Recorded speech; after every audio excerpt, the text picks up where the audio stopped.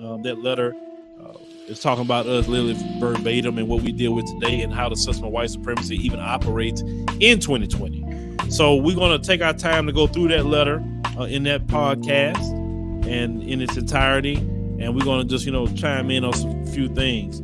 So you can head over there to our new YouTube channel, the Philip Scott Audio Experience YouTube channel. The link would be in the pinned comment or it'd be in the description box. And when you get over there, make sure you subscribe. Now, also for those of you who like listening to the podcast, maybe just on Apple and things like that, once again, we'll continue to upload our podcast there. We just want to make sure to give the YouTube option for some people that want to listen.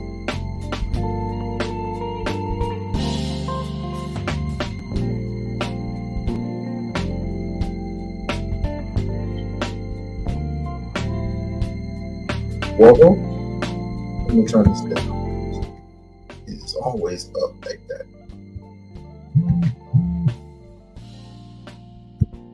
Welcome to the We-On-Loc Nation channel. Today we're going to talk about something that no one, especially in these YouTube spaces, admits to or ever wants to talk about. And as my grandfather once said to me, and I'm paraphrasing, he said, once you don't learn about your history, you are doomed to repeat it. And the sacrifices that elderlies make, certain elderlies, certain scholars, certain individuals, the sacrifices that they made, it clearly shows that we are in need to this very day, not a Messiah per se, because that particular person will either get bought off or get hunted down. As one would put it, we need leadership across the board. If one leader would die off, then the other one will reel in his head. It's like a seven-headed snake. And it is of importance that we address this head on. Because if we go to these YouTube streets, that's what you usually see. And people say, "Oh, it's fake. It's this. It's that. It's nothing. It's something clearly an old man wrote." Oh, obviously he wrote it because he was bored. That's not the case, and we need to quit playing with this thing because this thing is very, very serious. And now people are claiming that they have written the letter. Like this person here came a little bit earlier and said that the Willie Lynch letter was written by a black man in New York City. And my response was, so in those days, this man was born in the 1800s. Happened to come across the Willie Lynch character, whether he's fictional, if he's real or fictional, and in order to make a profit, because that's what slavery was, it was basically making a profit. For each slave, the slave master had on his property, you made as much as, and I don't even know the dollar amount. Let's just say it was $100 per slave. You made $100 per slave depending upon who was on the slave master's plantation. It was all about profit. It wasn't about who liked who or who didn't dislike, because obviously they were afraid, afraid the atonement of your skin and how powerful you were. And then there were those who sold us out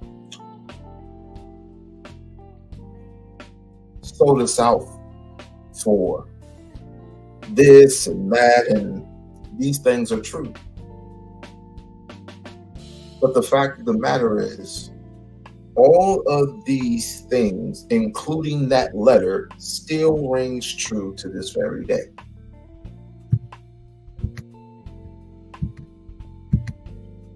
And people come up with solutions based on how we can survive as a people. Well, you cannot hope to achieve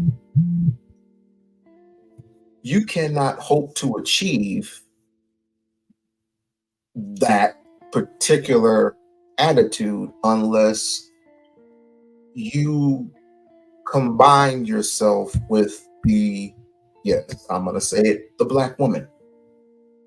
The black woman is the backbone to our community. The black woman is of importance due to the deterioration of black men. For every 3 that die, 3 end up born. You know how the old saying, they all die in 3. They all die in 3. So,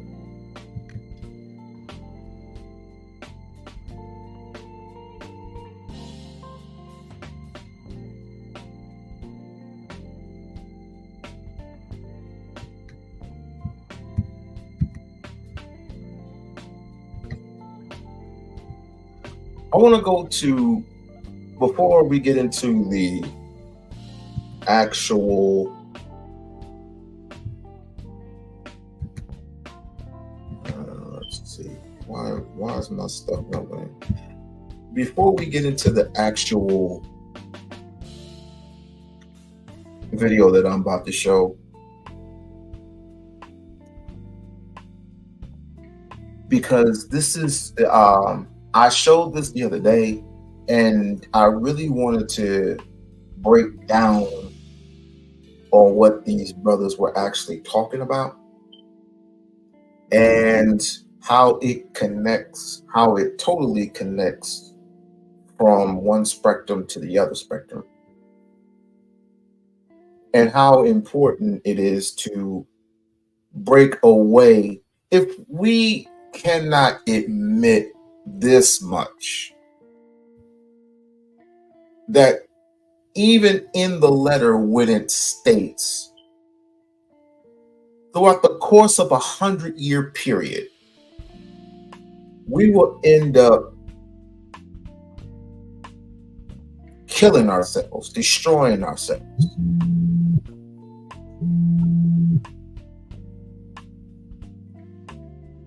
And it is very important to notice, it's very important for us to read, but most Negroes don't want to read nothing but stats and facts of body counts, how many body counts this person have, and how many body counts that person have, or the fact that women don't respect men or men don't respect women. And we're going constantly back and forth. This whole old ass diatribe, and I can only point to where it's coming from. It can only be one thing, or it could be it's several things. But being as if I have read the letter several times, I can only come up with this. I mean, we could talk about we could talk about Jim Crow all day long. We could talk about Dred Scott. We could talk about all those things. But this is of importance to me because of how far we are willing to go, especially when, you know what, I realize, and I'm sorry if I'm fumbling, I do realize what YouTube is all about.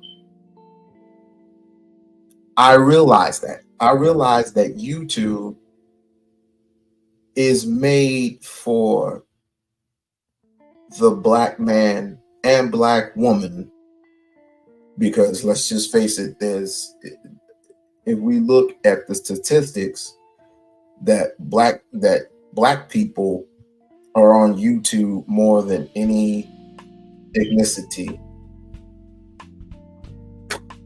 in the YouTube sphere. I might be wrong, but that's what I see.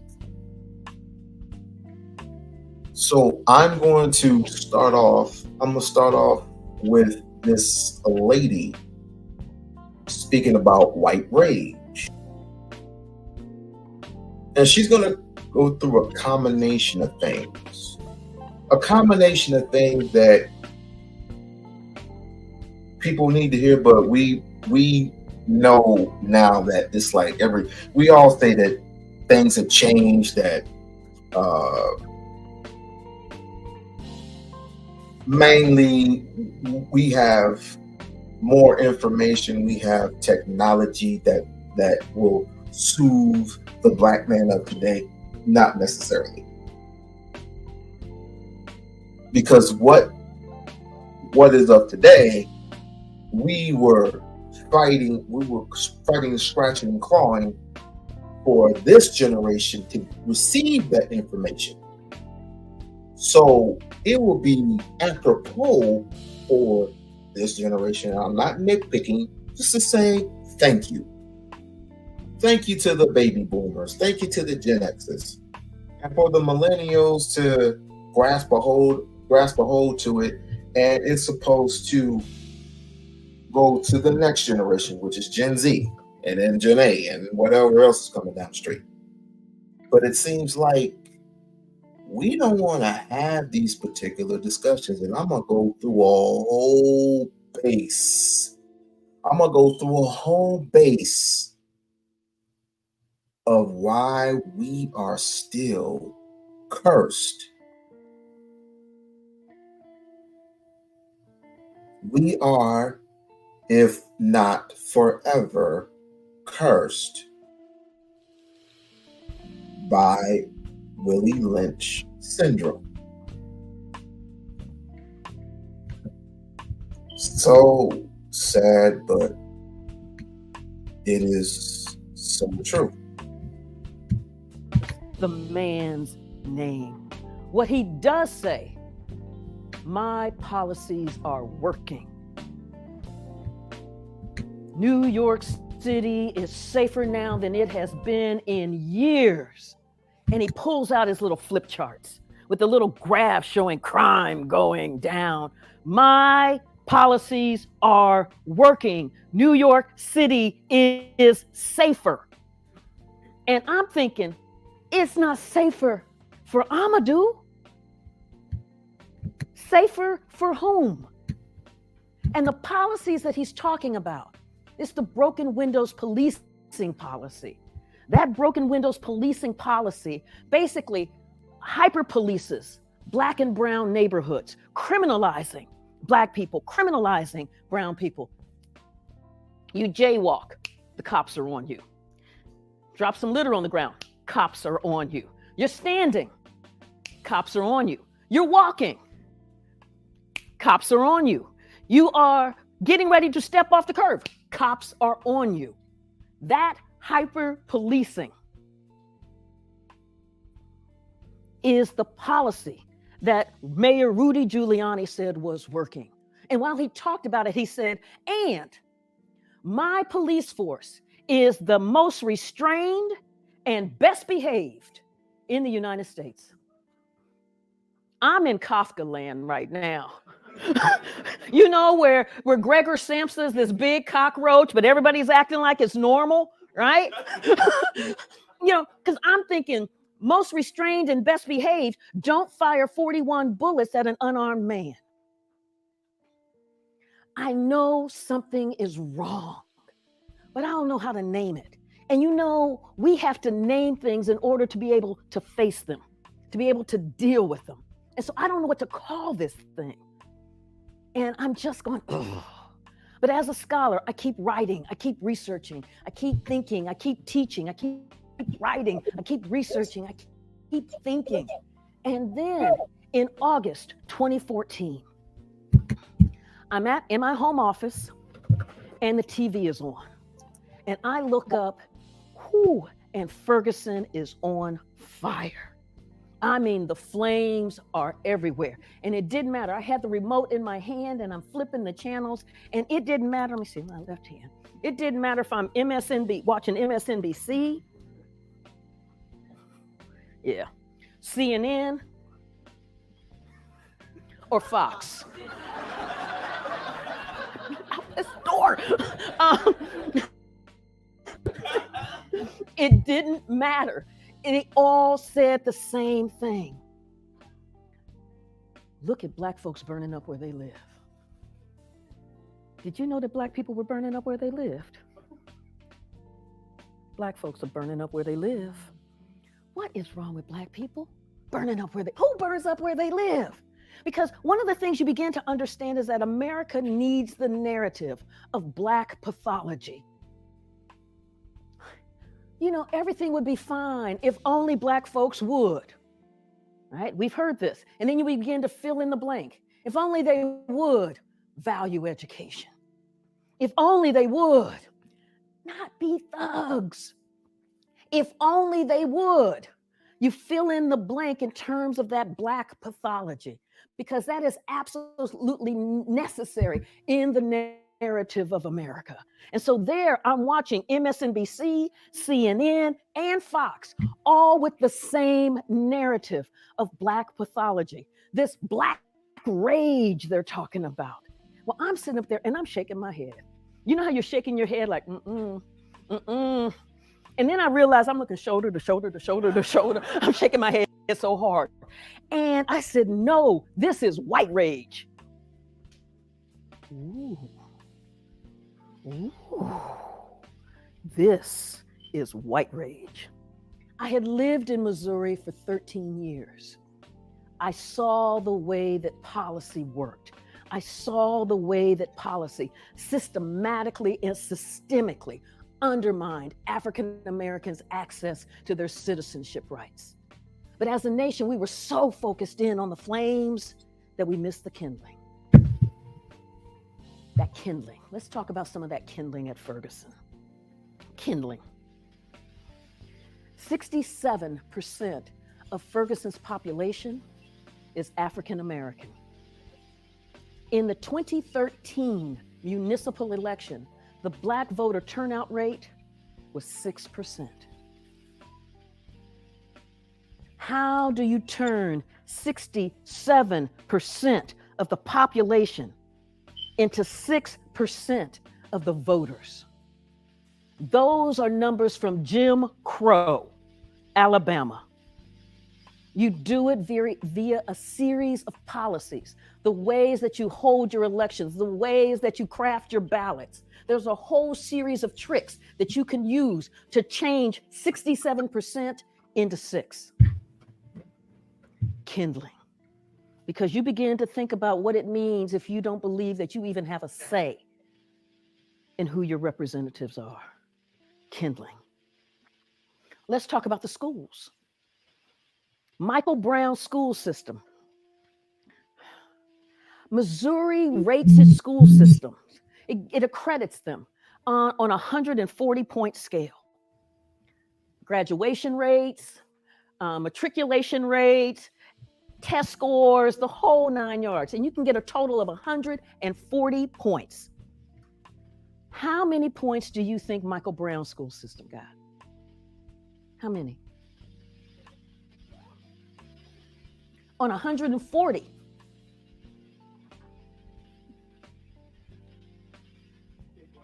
$20.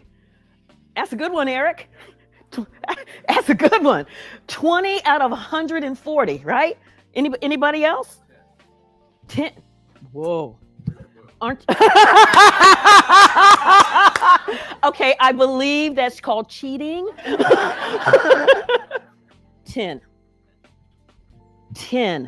out of 140 points for 15 years.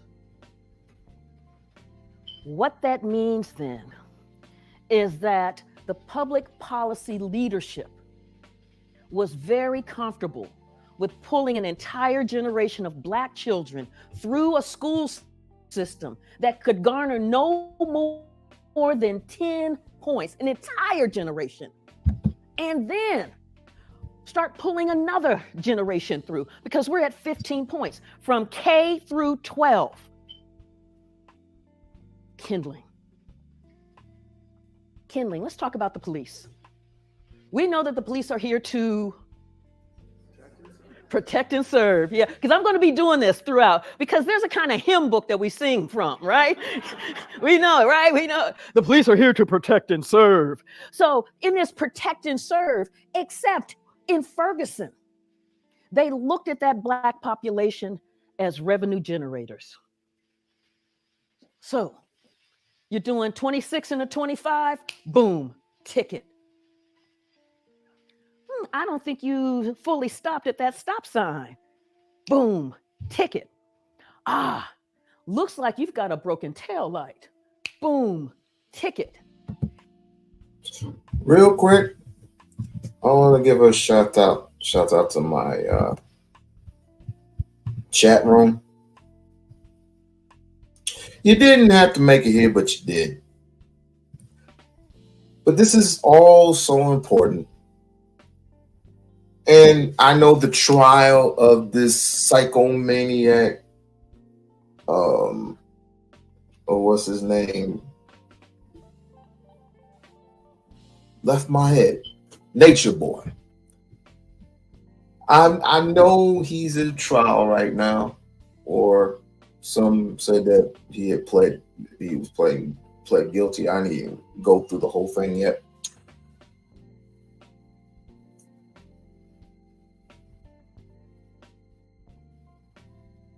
This is all psychological.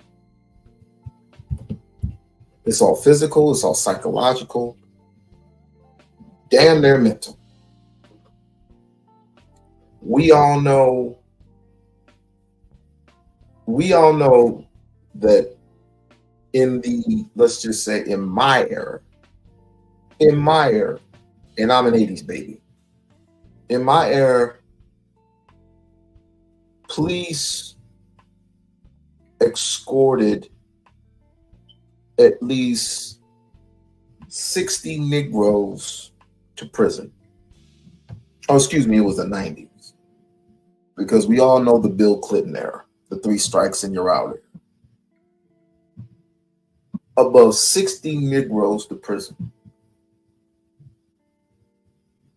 When I was in Lansing, Michigan, the Ku Klux Klan was at the Capitol in downtown Lansing. And they spreaded all these allegations about how the white man, the pure-blooded white man, was mistreated. Oh, really? But yet you got a whole backing of police force. Not to mention we have white, we have Black, and we have Hispanic. Now we have white, Black, Hispanic, and Chinese. Filipino, whatever you want to call it. What is Nature Boy? You have to look him up in CNN. Not CNN, just look him up on YouTube. It's basically a psycho mid 30-year-old boy who has manipulated and brainwashed not only the men, but the women to worshiping him like he's some type of god. They have always destroyed generations of us. Well, there have been generations of us who have strived and thrived throughout the years, but they want answers, and they want answers now. And it's going to be hard to get answers, like straight answers, when you don't, when you just Google. Well, number one, you don't Google everything, because Google is not an actual source. It's not the source, but it's not the source, but it's the actual source. But you have to know where Google comes from. You have to know where YouTube comes from. You have to know where MySpace comes from. You have to know where AOL comes from. Black Planet comes from. You have to know all these particular apps, where they come from. Who has designed Facebook?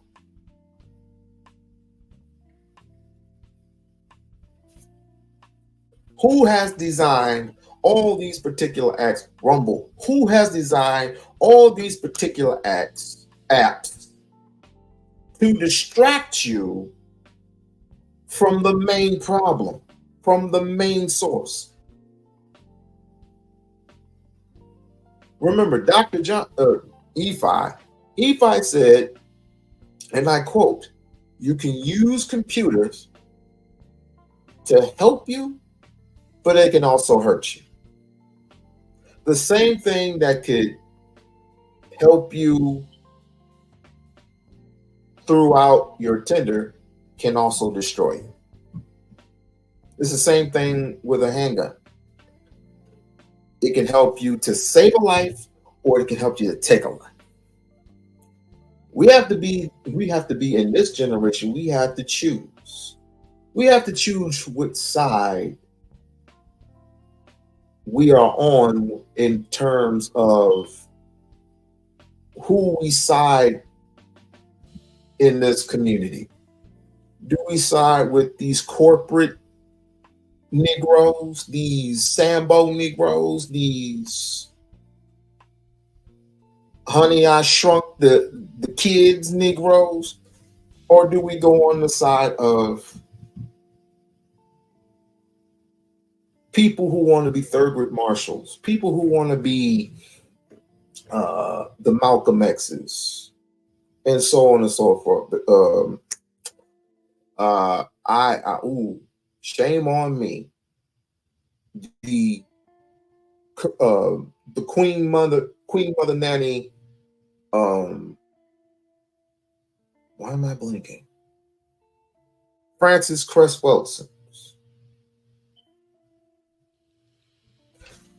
I honestly wish this generation was that.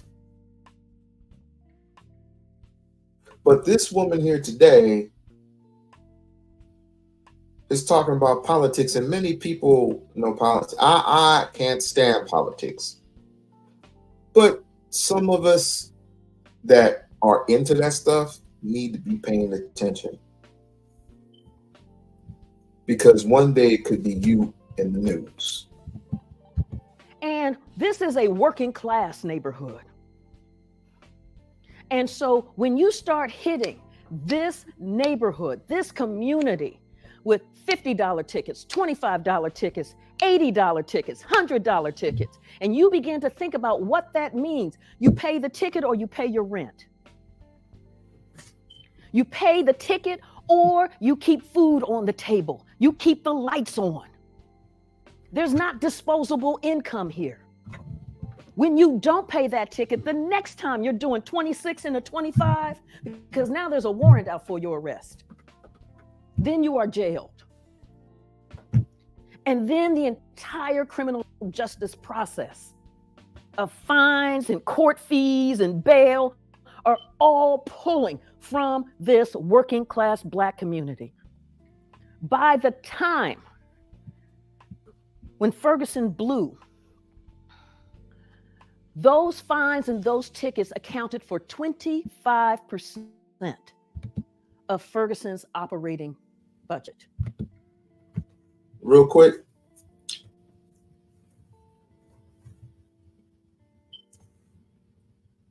That's a good idea. However, how serious are we when it comes to politics? Let's not forget that politicians of today are here and designed for one thing and one thing only: getting people to believe that you have a right to vote for your own party, because your own party, depending upon who is in the Democratic or the Republican Party, or even in the independents, who would be best for you? And I say, well, yeah, you're right. They lie all the time. But if you took matters into your own hands and we agreed, I say at least 25% of us agreed that if we put a lump sum amount of money into this person's hands, that this person will be accountable for whatever, however, whatever our list of demands are, he is responsible and he will be accountable for those if those responsibilities and those demands are not met.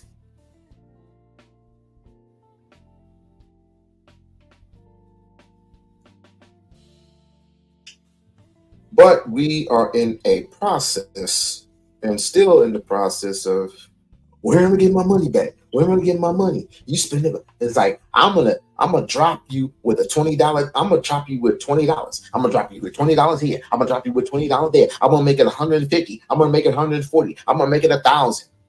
You're spending all your money and you're putting it where? I mean, you give it to your fellow man, but your fellow man don't care much for you. You're simply saying, thank you. Thank you for the money. YouTube gets 30% of that. Unless you do the super chats or do the cash apps. Cash app takes 2 to 3%.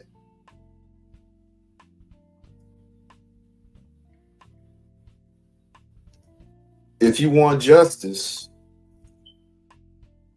I suggest you take a handful of yourselves, a youngin', a couple of youngins, a couple of old ones, old men, young men, and of course, you're going to need a female to break the ice.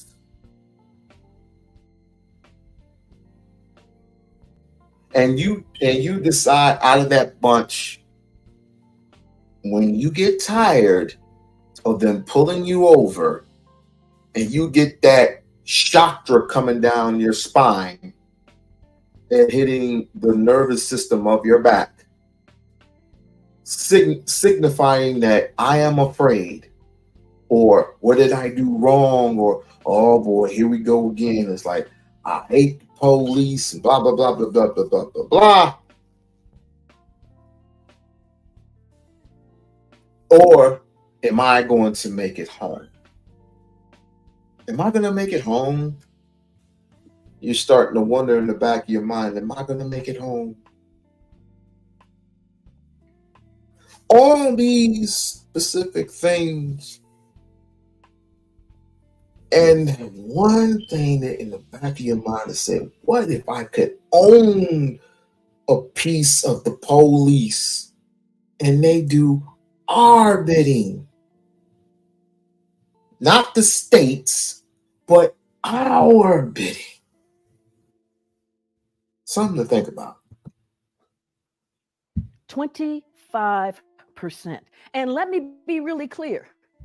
Justice was not blind. Justice, in fact, had, what did you call it? Had LASIX. Because justice was, so if the police would happen to stop somebody white and try to hand them a ticket and go, ooh, sorry, not you. Or if the police officer handed somebody white a ticket and somebody white went in to go then pay the ticket, it was like, what are you doing? I'm trying to pay this ticket, and to tear up the ticket. So you're getting this massive extraction from the working class Black population in Ferguson. Kindling. She also says, I just spoke with the secretaries of state in my state about them trying to infringe on my rights. Lisa, you can yell, cry, and scream, and not to be offensive, but they ain't gonna do shit for you. Other than you can yell, cry, and scream. And you might get one of these good boys to they'll lend you their ear for how many seconds? I mean, let's just face it. They're there for the money and nothing else. This whole world, if everybody was paying attention, this whole world was bought, paid, and sold years ago. The only thing that's stopping it from collapsing is y'all, us. Because of our smarts, because of our intelligence, because of our influence, our skin, our melanin. Of course, they're trying to replace you with African immigrants. They're trying to replace you with, other Mexicans and Latinas. They're trying to replace you with, Arabs and people from overseas. But when they start to figure out is when that black woman can make a baby that looks just like you and can look just like an Asian, half black, half Asian, half black, half white, half black, half Hispanic, and the white woman cannot replicate the same exact thing. Or she can due to the black man. Black man's DNA goes into whatever woman, and he's forming into what? An African man. Doesn't matter what colorism, no, doesn't matter the colorism or nothing like that. It doesn't matter what it is. Doesn't matter who you are. A white man can't do it. Black or a white woman can't do it. That's why they need your DNA. This is the reason why they need your DNA. This is the reason why they need your resources. This is the reason why they need your melanin. Just imagine if we really knew who we were and how this is a resource. Our skin tone is a resource of power.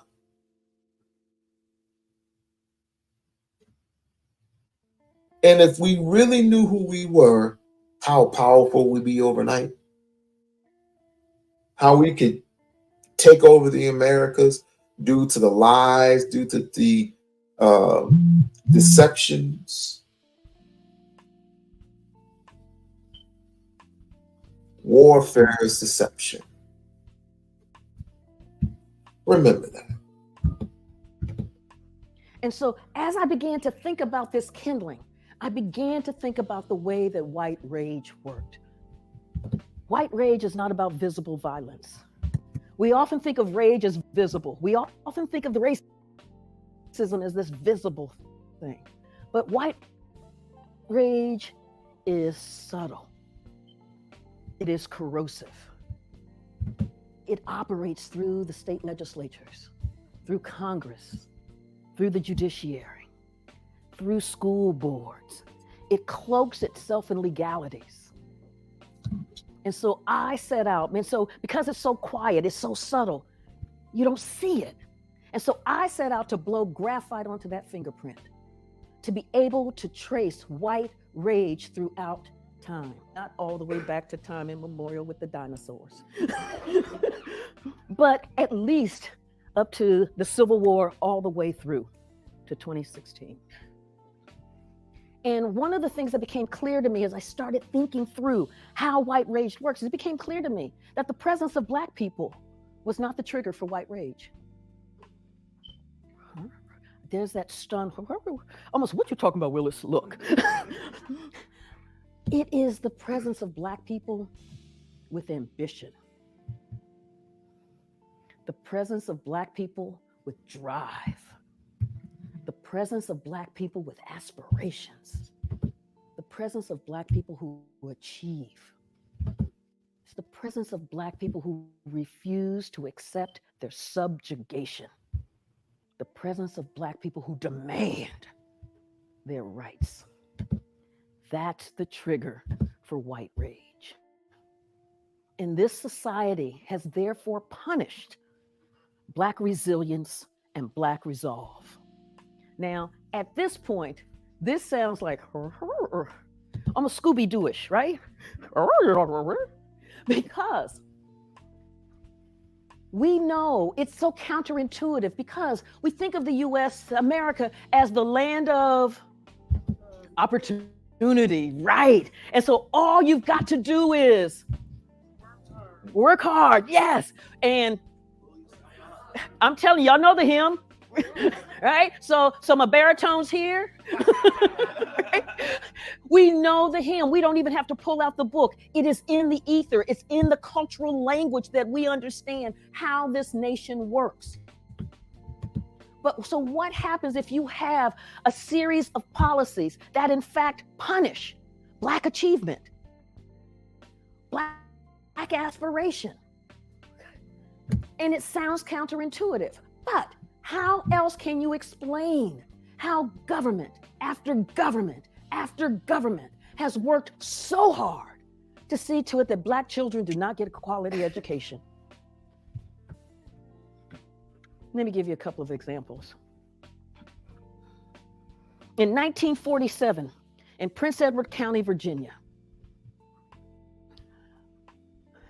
the school board finally agreed to build a high school for the Black children. Because remember, this is a completely segregated system, Jim Crowed. And so in 47, that would be after the US helped defeat the Nazis. I need to put that in its time frame. Then we get a high school for Black children in Prince Edward County.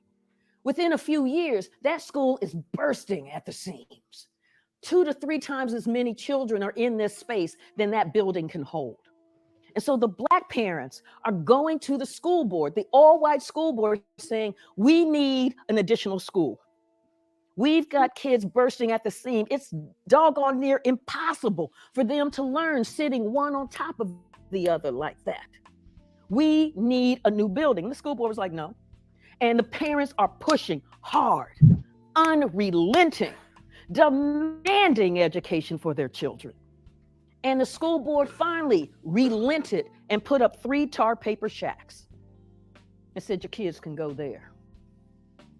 Now, meanwhile, the white school is nice brick with indoor plumbing, which is not available in the Black high school. By this time, we're in 1951. So there was a young woman, Barbara Johns, 17. And Barbara Johns was like, my name is the wrong one. You gonna take this? You gonna take this? No, you're not taking this. You gonna take this? Yeah, you're like, no, we're gonna walk on out of here, aren't we? And she starts organizing that school for a massive walkout, a massive demonstration, saying, we're not having this. We're not having it. They rose up and boom, hit the door. Administrators were like, what just happened here? And they were like, yeah. Now, she wasn't playing. And so the death threats started coming in on this 17-year-old child who was demanding quality education. It was so bad that her parents had to spirit her away to safety to Alabama. Boom, I rest my case. You know, when you got to go to Alabama for safety in 1951. Woo! Woo! Meanwhile, Prince Edward County becomes one of the school districts that's bundled into the Brown case. Now, when Brown came down, Prince Edward County said, oh, I got something real for you. And so what the town fathers working with the state legislature decided to do was to shut down the entire public school system. Because that way, if we've got to have equal schools, then Black children and white children equally do not have access to a public school. And you can almost hear the "aren't I smart" written on them. Except, you know, so Black parents are like, what? But they're not listening to Black parents. White parents are like, what? And they're like, oh, no, we got this. You know, we're not going to let your white babies go uneducated. You know that. And so what they have done is that they have set up taxpayer-funded vouchers to pay for the tuition for white children to go to all white segregated private academies. So white children continue to be educated, and there is absolutely nothing for Black children. Thousands upon thousands of Black children. And it wasn't just in Prince Edward County. This was in areas throughout the South. And when these schools are shut down, Prince Edward County is shut down for 5 years. Begin to think about that. You're in the 5th grade. When your school opens up again, you're supposed to be in the 10th. Think about everything that you have lost in those precious 5 years. And this is at that moment where the US economy is beginning to transform from a manufacturing-based economy to a technology-driven, knowledge-based economy. And we have all of these Black children that the governments and the school boards have said will not be educated, period. What does this mean? Let me give you some sense of the power of white rage. So Brown won, and I see law professor Robert Shapiro here. Brown won, 1954, where separate but equal has no place in public education. Did I quote that right? Yes, okay. Brown 2, 1955. This is the implementation decision with all deliberate speed. 1956, 101 US congressmen and senators dug in, signed the Southern Manifesto, vowing massive resistance to the Supreme Court decision. We will use every lever of power within our control to fight this thing. 1957. Radio signals pick up, beep, beep, beep. And you hear President Eisenhower going, dang, dang, dang. Because beep is Sputnik. The Soviets have launched a satellite into the air, into orbit, and it is a technological feat that the US did not believe that the Soviets could master. But it's more than that. The Soviets have their nuclear arsenal, but the US is thinking, Yeah, but they don't know how to get over the Atlantic or the Pacific. We're good. So we'll have some forward bases for our allies in Europe and our allies in Asia, but we're good. Beep. Beep. And so the federal government does something that it hadn't done before. It pledges hundreds of millions of dollars into education to fund what they said would be the brain power to fight the Cold War. We need scientists and engineers to be able to counter, to outrun, to be able to outdo what the Soviets are mastering here. Now, this National Defense Education Act was huge, landmark, and it was being guided through Congress by two Alabamians. I think I just did spoiler alert. So their concern was, we want that money. You know, universities like the money. They like the money. And when the feds are putting up hundreds of millions of dollars to build labs and hire faculty and for postdocs, universities are like all on that. But Alabama was concerned because Alabama's not admitting Black folk. Alabama has a whites-only admissions policy. And we got the law of the land saying, no, you can't do that.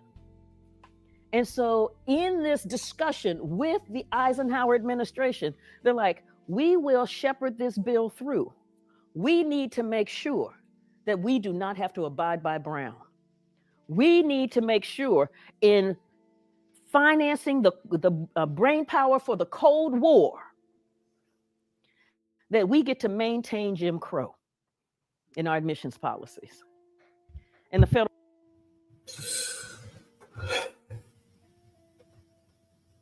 In other words, ladies and gentlemen, people seem to think to this day that you have all the information that you will ever need. It doesn't matter your education. It doesn't matter your status. No matter how many degrees you have. No matter if you can own and control your own facility. Once a nigga, always a nigga. The world may change, but the scenario stays the fucking same. And I don't know why each and every time I go to these meetings, each and every time I'm online and I go to, because I go to the meeting of my union board. I'm a part of a committee. Each and every single time I hear these people say, I mean, we got it in the bag, but we need just a little bit more. We need to push just a little bit more. We got our raises, but we're still broke. So this is the reason why we are still hustling. There are people who are still hustling because there is no way, unless you have been qualified for a job that pays more than $30 to $45 an hour, because this is what you're going to need. If you're under 25, you're struggling. Plain and simple.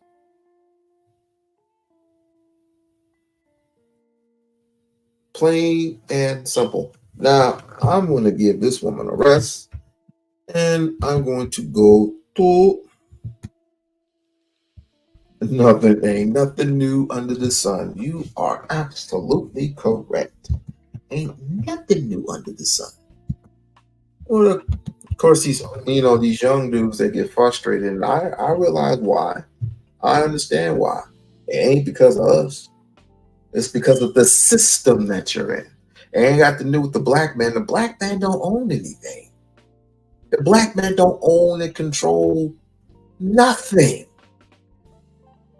So why is this generation of younglings, these Gen Zs, not all of them, but these Gen Zs people, and I already know who's who, get mad at a person like myself for not respecting you and not working with you? Son, I've given you all the information in the world. Not me per se. I'm playing a role here. I've given you everything. I've given you policy. I've given you law. I've given you the shirt off my back. I'm the one that told you that if you go to that school over there, let's just say north of Vegas somewhere, I told you not to go to that school because it's prejudiced towards black people. I told you not to go to this school, this school in the eastern side of town, because they don't preach black history, or they don't pray, or they worship the Baphomet, or they do this, or they do that. So what are you saying, brother? It's high time that we built our own foundations. It's about high time that we build our own faculties, our own schools.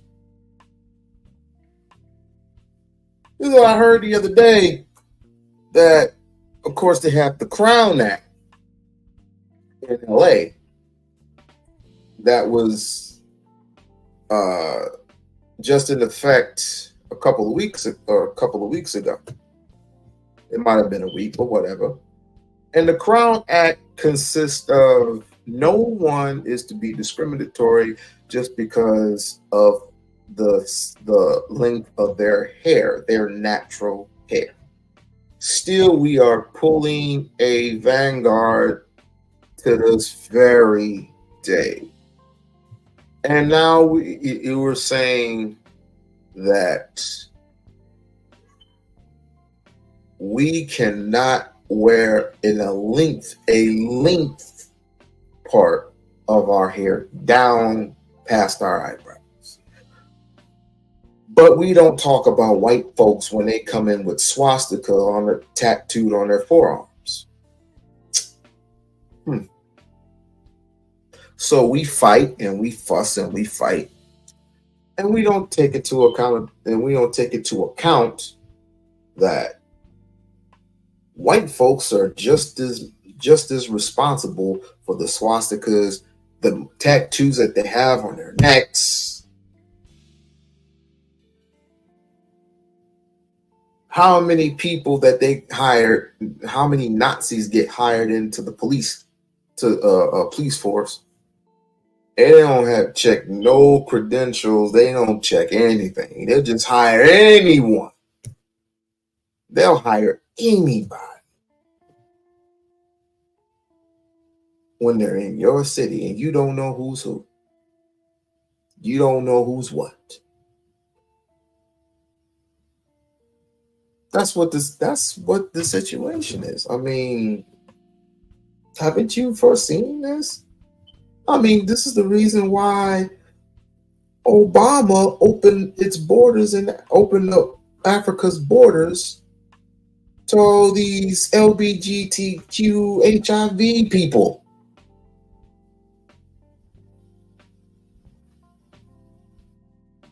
A little bit too much for you. I understand. But you don't mind it when people talk about bitches and hoes all day. You don't mind it when people talk about, well, you know, it would be fitting if this broad had like a proportion size BBL, a proportionate. I don't like big all that. Women don't respect us. This is the reason why women are so alone. Let me tell you a secret. Women could care less because all they got to do is buy a dog and cat, 10 cats, and they straight. And the vibrator is just great. Hell, they'll go to a whole bunch of nightclubs and make it just as fun as ever can be. No arguing, no fussing, no fighting, no telling me, fix me a sandwich. Fix me a sandwich. They don't have to hear all that. They don't have to hear, well, I don't want you wearing that dress. I don't want you wearing this. I don't want you wearing that. You think you gonna represent me dressing like that? Dressing like what? Dressing how Russell Wilson's wife Sierra, how she dressed. It was see-through. So they're Hollywood.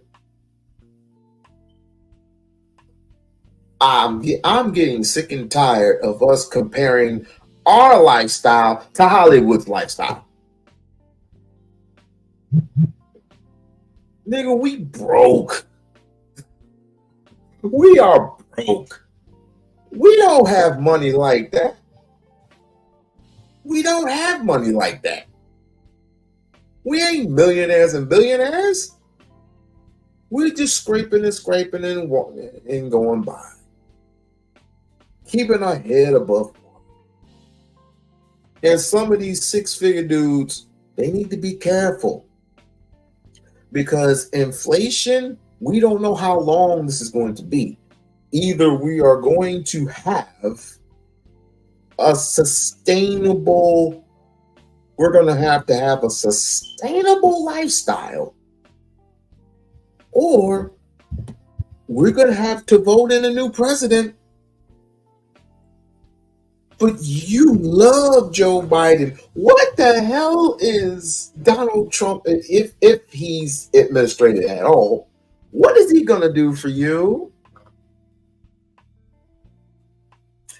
So it's best that you talk about these BBLs.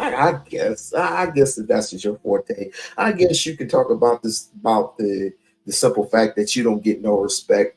These men, quote unquote, you can't. These Negroes hit. And these are some uppity Negroes. I've never met such well, no, I'm lying. I have met uppity Negroes before.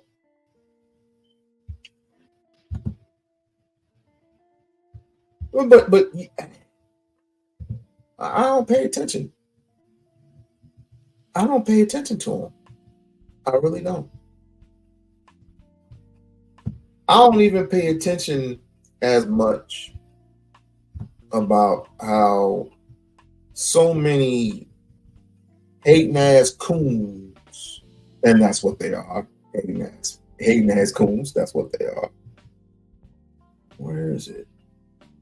I saw it last night. Where was it? Here it is. And I want to give a shout out to Miss Nebraska coming in. How are you? Now, these little uppity, raggedy ass coons, I heard them last night. And they were saying some of the more horrific stuff that you hear a white person would say. And another thing I'm getting sick and tired of is that this is the reason why I don't have white folks in my chat and on my in my space, period. It's not that I don't mind you being here. If you come up on my platform and expressing any anything. What you don't have that room. You don't have that luxury of expressing anything about us. Go to your regular barnyard on your side of the trailer tracks, and you deal with all that drama over there.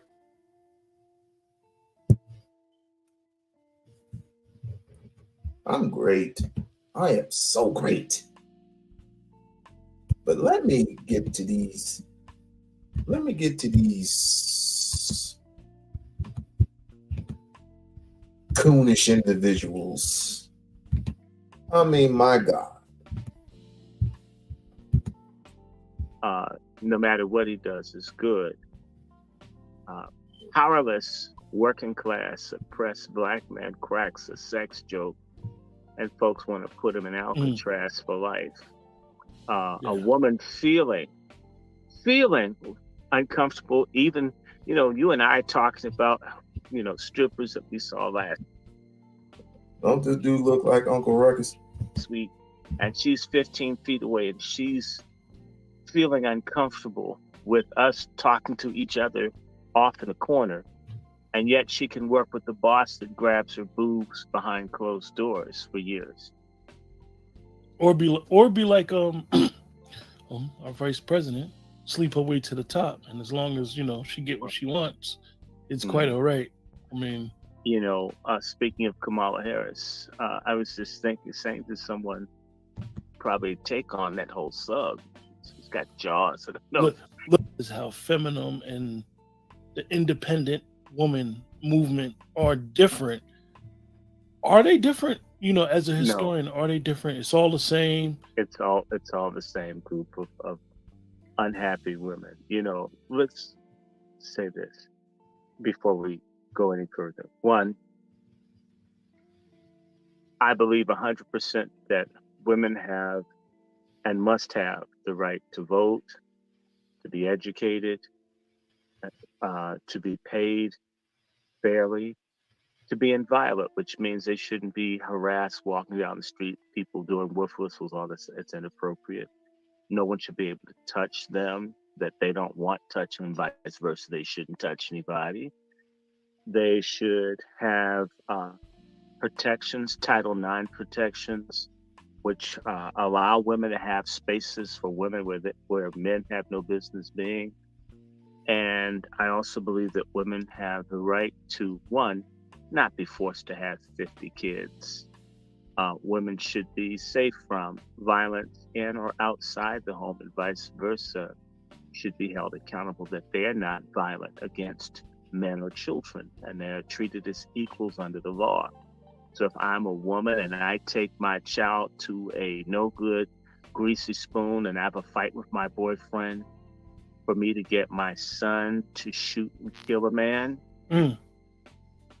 she should go to jail just like that 14-year-old boy. If I was a man and I took my son, they wouldn't just look at the boy, they'd get me too. So real equality means real accountability, real responsibility. He's referring to what happened with the woman at the hot dog stand where she was getting pummeled on, and her son, who was out the car and had the blinky on her, shot the dude in the back. And he's supposed to go to jail for protecting his mother.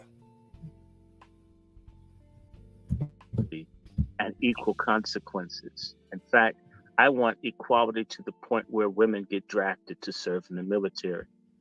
It'd be nice to see some of these fat twerking folks have to go to the army and climb up and down stuff, since people want to be as much like a man as possible. Give them the whole goddamn package. Let's see, as women are bitching about men pretending to be women in their sports. Okay, what it's really about, that men and women are not identical. They should not be. I don't have a monthly. I don't want to have a monthly. Just dealing with poop is annoying enough. I couldn't imagine like a bloody discharge. Can you imagine? Every time you look up, you got some stuff that looks like some bad Heinz ketchup coming out, and you got to keep cramming stuff up there and hosing it out. More power to women that deal with that. They have to worry about yeast infection. I don't like yeast in my bread. Can you imagine up on your cervix or something like that? And all the infections and things.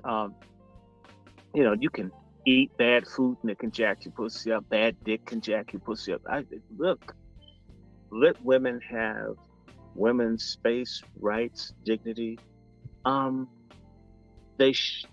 don't have the right to kill babies. Okay, that's one thing. I'm sorry. That is always the baby killing is against God. The interesting thing is that I have to make a confession. This is so the women in here. A woman came up to me yesterday and wanted me to sign some form that would something that would protect women. All right. When it comes to abortions, and I don't believe in abortions. I really don't. I don't believe in abortion, but the fact of the matter is this: if a man rapes you, whatever, beats on you,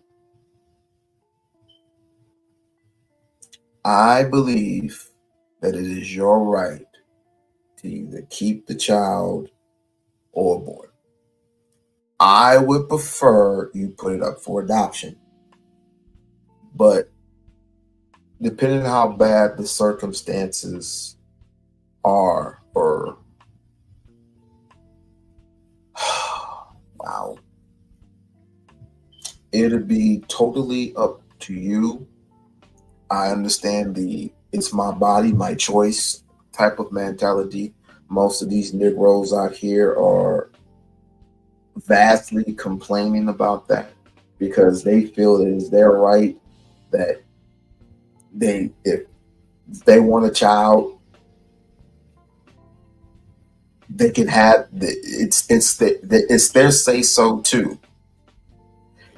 It is your say so if both of you are in one accord with one another of having this child.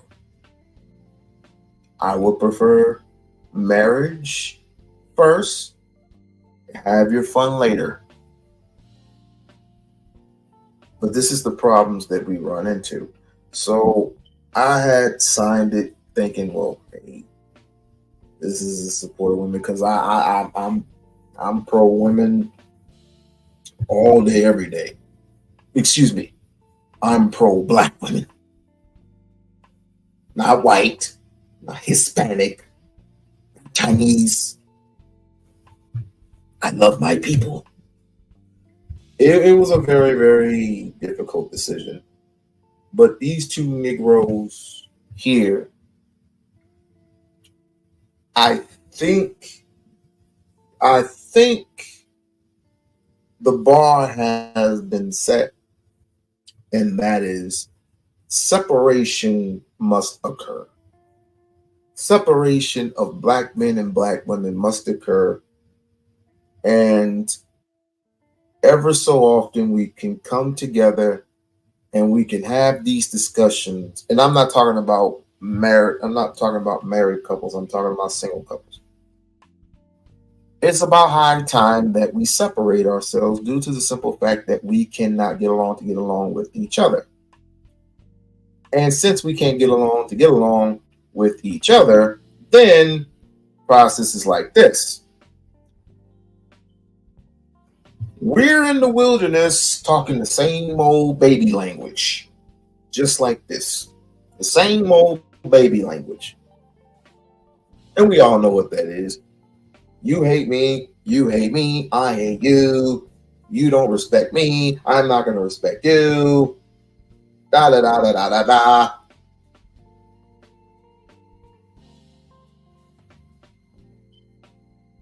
You are a bitch, you are a hoe, you got a small wee wee, blah blah blah blah blah blah blah. It's all over YouTube. All over YouTube. Let's skip to a couple of my other parts. Not that one. Oh, the Dred Scotts. Shouts out to Brother RZA. Shouts out to my brother RZA. Now, when it comes to African liberation, I'm all for my African people.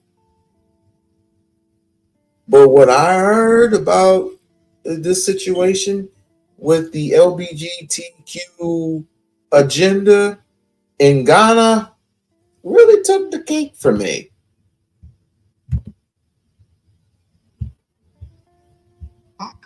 On Monday, April the 3rd, the doors open up at 4 o'clock. On Monday, April the 3rd, King Kong Consciousness will speak at 6. King Kong Consciousness, I'm chilling with the Holy Spirits right now. I'm chilling with the Holy, understand me? Because there's so many Negropeans out there, I gotta stay covered down in the spirit. So ain't nobody smoking, I'm burning sage too as you. Plo Koon and Yemo Jav, Babalu Aye, and Abeji, I'm burning sage to make sure I'm covered down in spirit. You might not understand, overstand, or understand. You might not understand, overstand, or understand. You might not understand, or overstand. But I got a question for I ought to burn my sage right now. the Vice President of the United States. I got a question for the Vice President of the United States, Sister Kamala Harris. You were in Ghana a few days ago. Sister Kamala Harris, you were in Ghana a few days ago. Sister Kamala Harris, you was in my motherland a few days ago. You didn't go to Africa to cancel the debt that they shouldn't even owe to the World Bank and International Monetary Fund of the United States government. You didn't go to Ghana to cancel the debt that African nations owe to the World Bank and International Monetary Fund of Washington, D.C. You didn't go to Ghana to build no institutions for African people. You didn't go to Ghana to pay no reparations for African slavery. You didn't go to Ghana to do anything progressive for African people. And for all the problems we have in the African diaspora, we got wars going on in Africa. We got gang banging going on in Africa.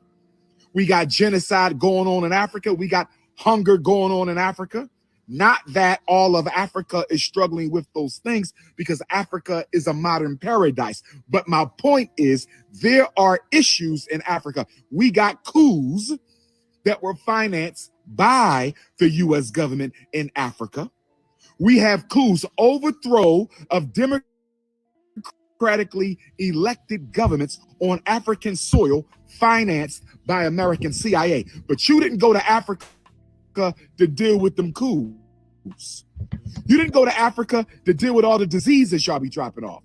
You didn't go to Africa to deal with all the mineral exploitation by the global white power structure, but you went to Africa to make Africa safe for the Rainbow Mafia. You went to Africa not to help a child, not to help a family, not to cancel no debt, not to build no institutions, not to address these coups that the CIA financed. You didn't go to Africa, Kamala Harris, to do anything progressive. You went to Africa to make Ghana safe for the Rainbow Mafia. Lord have mercy. Lord have mercy. What did you expect? What did you expect? Oh, you expected that sister to help Africa would finance a coup, you expected America to help, let's just per se, take back all the farmlands in Africa from white folks, from the Chinese.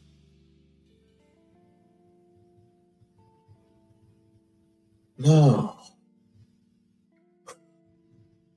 The only, and he would agree with me if I said this, the only way, Malcolm said this also, the only way to solve a problem, especially here in America, when it comes to the black man, the modern day black man and woman, is to separate.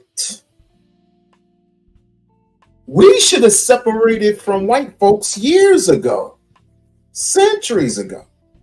But no, we want to get along to get along. And you want to play that Ice Ice Baby, Pop Goes the Weasel, Brass Monkey, hi kids, you like violence? You want to play all that white music. I like Eminem. But I said to myself, you know what? Enough is enough. Because I see the forest from the trees, and I see ahead of what would go on. The Justin Timberlakes of the world. Oh, I did it again. Kid Rock, I'm down with the I'm down with the nigger. I'm down with the brothers. Man, please. Now he calling you niggas every single term. Oh, they have no problems when they're all around you smoking weed, you know. Kamala Harris on the Breakfast Club talking about, I listen to Snoop Dogg and Ice Cube in 91. Hillary Clinton coming up with sauce. Bill Clinton playing the saxophone. He was like, oh, there's nothing wrong with a little reefer. No, y'all can have that. Now, see, I was the idiot, me, that I should have, you're right, Lisa, I should have gotten into politics a little bit more. But since I knew that if we had this quote unquote black president, which he never addresses his father. Never, not once did I hear him address his father, which is a Kenyan. His mom's white. His father's a Kenyan. He was born and raised on the Pacific Islands. He sided in Chicago. Real niggas like Corey Holcomb has never seen Barack Obama, Barry Soweto in Chicago. Yeah, trash. I'm not gonna lie. I'm not gonna trash his music. Because look who founded him, Dr. Dre. Wasn't Dr. Dre with a white wife? Oh, you would probably consider her a little bit of this, a little bit of that. But then Dr. Dre having a white wife?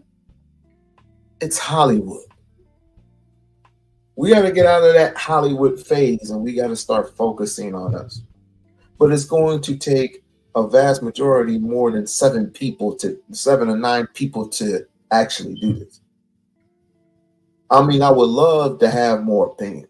I would. I would like to have some action.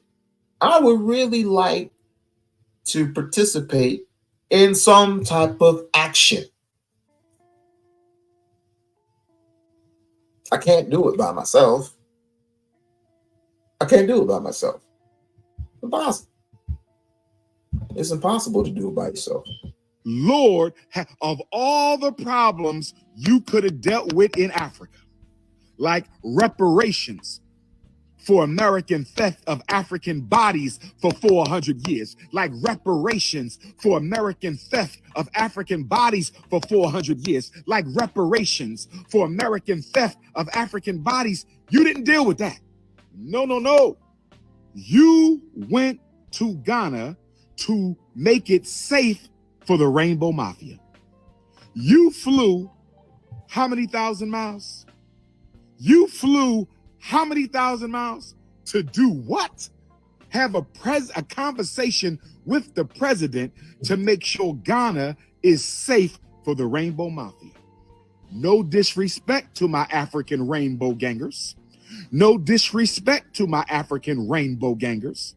No disrespect to my African rainbow gangers. But if you can't see the agenda, if you still can't see the agenda by now, if there is any question left in your mind that the whole purpose of the Zaya Wade phenomenon, the whole purpose of the Rainbow Gang Mafia, the whole purpose of this agenda in Africa is the extermination of Black life. Again, she and Biden do not care. Because Biden is a piece of shit. Biden is friends with who? David Duke. For those who don't know who David Duke is, I want you to Google him. Google him. Look him up.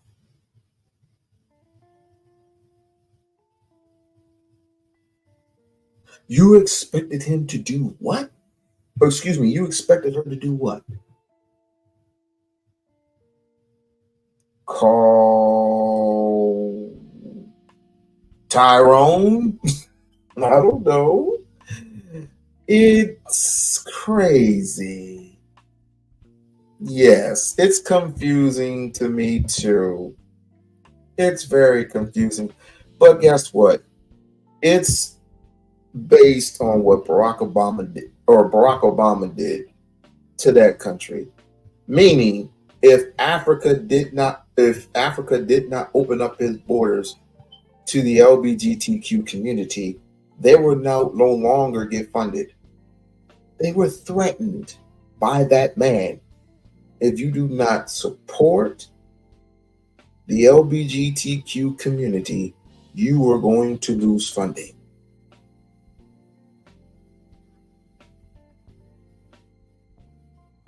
Mind you, 1 year or 4 years on his first term, he was against homosexuality. Now his second term, he's letting it all loose. He's letting it all loose. Wow. Kind of contradicting. But I didn't want what was the guy's name? Ron something. Whoever he was running against. I didn't want that shit. Let's go to another video. And this is the reason why we must separate.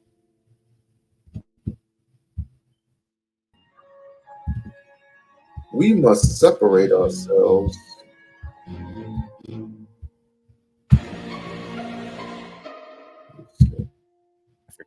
Everybody's broken up into their different groups. So it was very illogical for Black Americans to think that we could bond and have camaraderie with members across the diaspora simply because we share the same complexion and lineage and similar struggles that we've been through.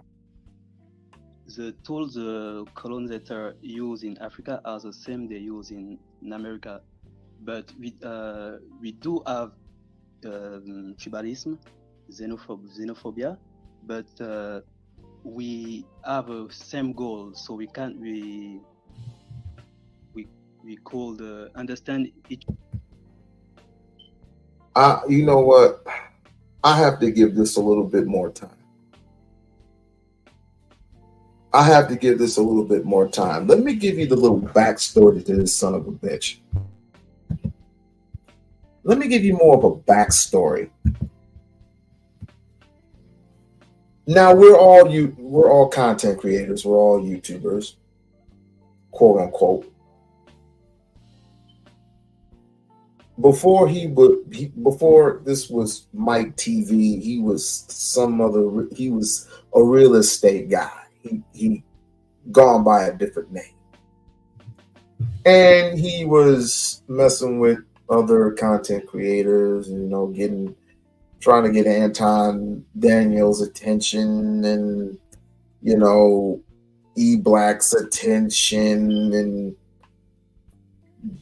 at the time Daryl Long. I mean, it was. I understood it. Yes, he is very annoying indeed. But but I guess he had gotten into a little bit of trouble. He had gotten into a little bit of trouble, and I got to do a little bit more of a backspace. It's gonna take me a minute, but I'm gonna get it together.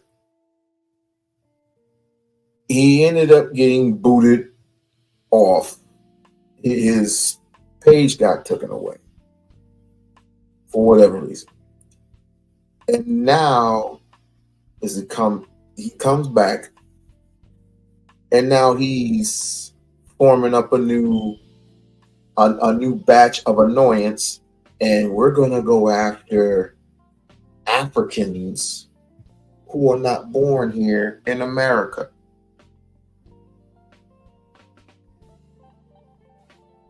I don't have issues with Africans coming here to America.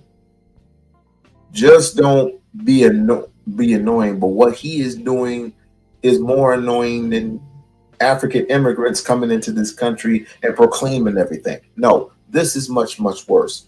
Talk about separation. Talking about losing your mind to a yellow-bellied bastard that does nothing. And I haven't forgot about the Umar videos. I have not forgotten. He proclaims himself to be a foundational Black American, FBA. But then if this doesn't work, he's going to turn around and he's going to be a descendant of American slaves. He's going to be Adams. And then he's going to be this, and he's going to be that. He is very controversial. Very controversial indeed. But I will do more backstory on this little son of a bitch in due time.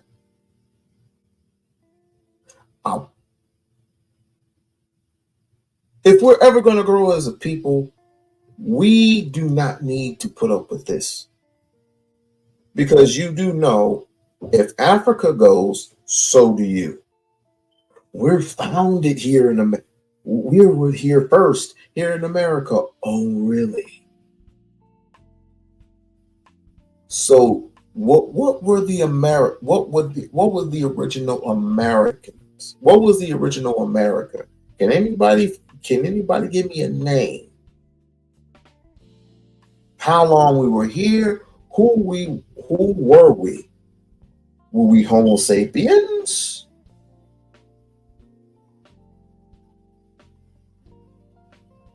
Were we what were we? Because as far as I know, Africa wasn't just that had a population full of Africans. I mean, Africans were spread out everywhere. But because of the change of the identity, the change of names, stripping us of our name, our face, our heritage, our lineages, our families. Now we got tribes. Instead of becoming one with one another, we have tribalism. FBA versus Pan-African. Pan-African versus ADOS. ADOS versus FBA. And as Pan-Africanists, we don't dislike anyone who is African. We just don't. Because as far as I'm concerned, we come from the same tree. It's just different roots, but we come from the same damn tree. So I'm gonna do a little bit more of a backstory, and I'm gonna leave this dude alone for now. And we're gonna go to the next clip. Shouts out to Brother Rizza Islam. But first, let me give you a little story about the Dred Scott decision. Take it away, buddy. Matthew Pinsker. I'm a historian, and here are a few things you need to know to sound smart about the Dred Scott case. This is the story of a husband and a wife, two enslaved people who both filed for freedom in circuit court in St. Louis, Missouri in 1846 and set off an 11-year odyssey that culminated in 1857 in the most infamous decision of the U.S. Supreme Court. Dred Scott was held as a slave by a family that moved him first to Alabama and then to Missouri. And then he was sold to another man named John Emerson, who took him to Wisconsin Territory, present-day Minnesota, where he was held at Fort Snelling. There he met Harriet Robinson, who was the slave of an Indian agent. They married, they had 2 daughters, and then John Emerson owned both of them and their children, took them back to St. Louis. That's when, in 1846, Dred and Harriet Scott filed freedom suits in St. Louis Circuit Court. They knew that there was a doctrine in state courts called once free, always free. If you were an enslaved person held in free territory, like the Wisconsin Territory, then you should be freed even in a slave state like Missouri. That 11-year odyssey took them all the way up to the Supreme Court, the one that ruled against Dred Scott in 1857. The ruling had 3 main parts. First, it said that blacks did not have rights in federal courts as federal citizens. Second, it said that slave states no longer had to honor the once free, always free doctrine. And third, it said that Congress never should have prohibited slavery in the Wisconsin Territory in the first place, or in any territories. It was a dramatic blow in the sectional crisis. It created a huge firestorm of controversy, and ultimately is one of the leading causes of the coming of the Civil War. Even though the Scotts lost their case in court, they actually won their freedom. The children of Scott's original owners, some of them in St. Louis, had become anti-slavery. They had helped fund the Scotts' legal case for many years, and now in 1857, they stepped up and bought the family and then freed them. Dred Scott lived another year, but he lived as a free man. His wife and their 2 daughters lived the rest of their lives as free people. There are still descendants of the Scott family in America today. Despite the tragedy of the case and its infamous nature, there was a human triumph within it. Young people in large numbers came out and joined what became known as the Red Guards. These largely terroristic organizations were used to publicly humiliate, assault, and in some cases, even murder political enemies of Mao and the Communist Party.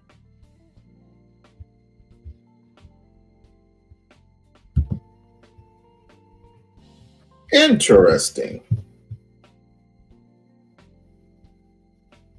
Has anybody ever thought about, well, what the hell? We're going to go and form our own coup and go to Washington and completely terminate the Dred Scott decision. How will we do that? Oh, well, everybody has busy schedules. I can understand that. But let's see. if we spend, some of us, not all of us, but some of us like to spend time at the clubs, like to spend time in whole different other areas, and go to the dispensaries and smoke weed and do other type of shit. No. Fuck all that shit. If there was ever a time that we would form a coup and just terminate one of the laws, it would be the Dred Scott case, the Dred Scott decision. We should raise holy hell, because we do not have any rights that the white man don't respect. Especially especially on the job, when you come in all decked up, nice and clean, but your hair's down to your back. But sir, the Crown Act, this is our establishment. We can do whatever we want. We can do whatever the hell we want. So fuck your Crown Act.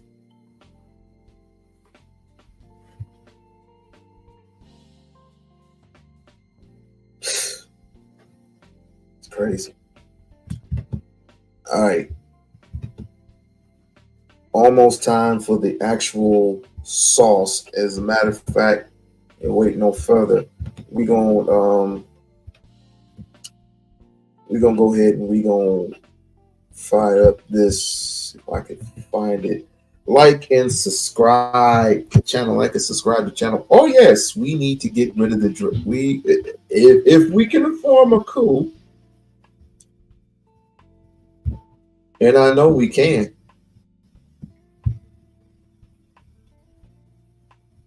I know we can.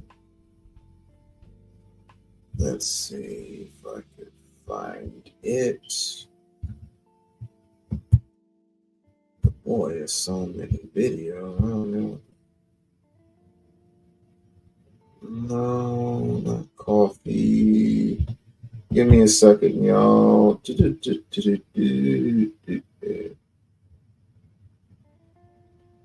I think it was Cam. I'm not sure. Let me see. I should have just saved them up.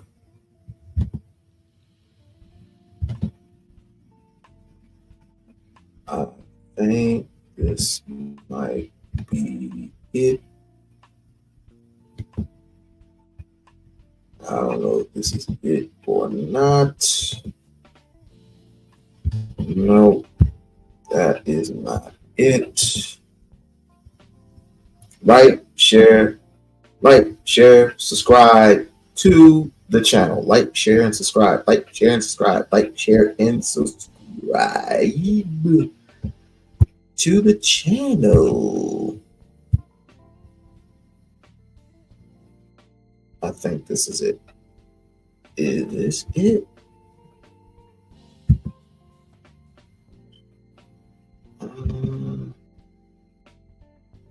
I remember. Oh, it is it. This is it. This is it.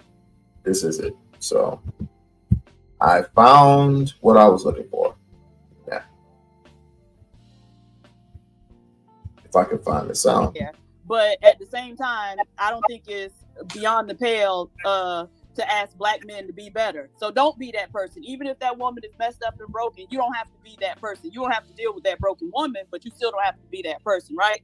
I think All right. The reason why I'm showing this again, because I want you to see the pattern of behavior. Now, Miss Nebraska, I don't know if you've seen this clip or not, but I didn't ever have a chance to actually break it all down to the point where it's like everything is connected. Everything is connected. If we don't agree to something, if we don't agree to disagree, we'll attack each other. if we don't come to some form of alliance, you're my enemy. You will always be my enemy. Not necessarily the case for these YouTubers, because the moment we meet up with each other, you say something about me, I say something about you, and 6 months later, it's like we cool with each other. And then 6 months after that, you said something about my mama. Well, give him like blah blah blah blah blah. If I'm betrayed, or you come against me, or you put something out there that will violate me, or violate my you put something out there that is totally private,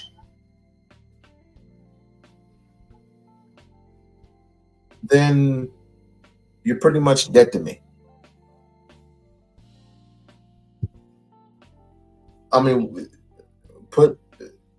We gotta this is the reason why we separate personal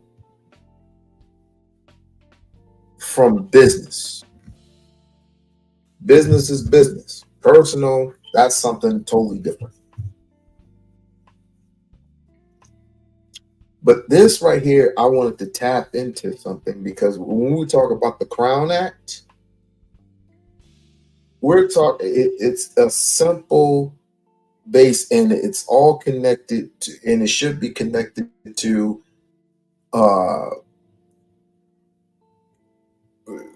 what Martin Luther King stood for.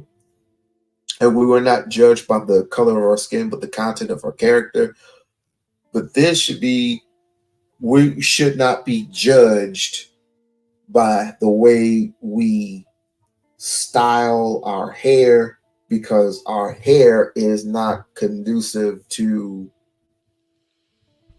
should not be conducive to the workforce. Because if you check my resume, then I am a damn good performer, and I can be of much of a service to you. What does my hair have to do with anything? And you're white. You are white. You're not black. You're white.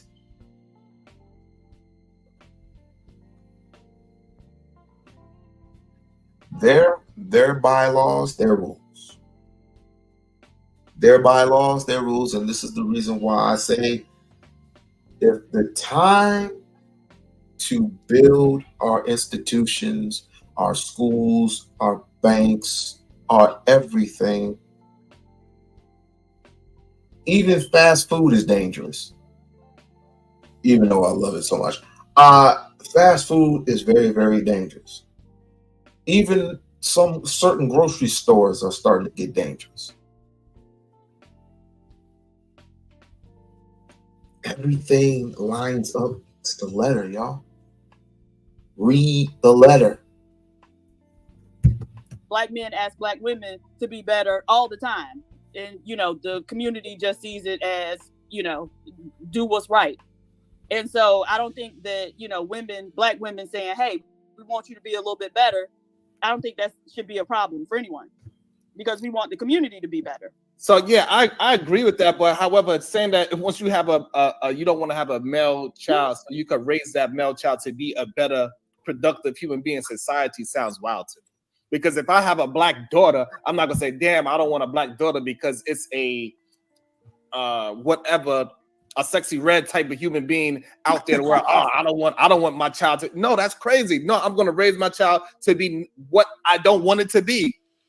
Yeah, I just don't want to deal with that at all. Nigga. Ew. So now if you came and said it like that, I think everybody. Oh, this was the wrong video. Hold on. And shouts out to Sharon. Shouts out to the brother Sharon.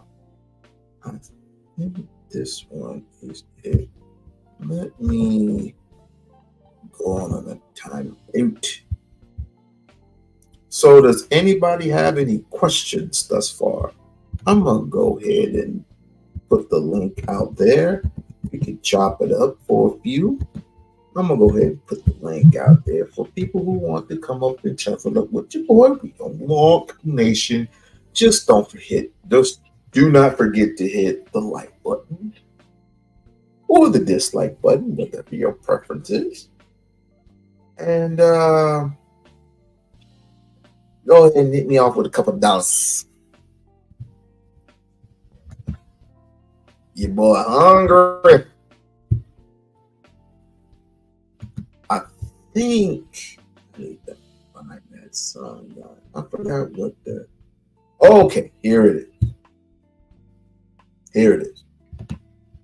I had to look for the crown. Let's see. I have to look for it. There we go. Anybody got any questions? Anybody got any questions? If not, we will go ahead and continue to the video I just found. Excuse me.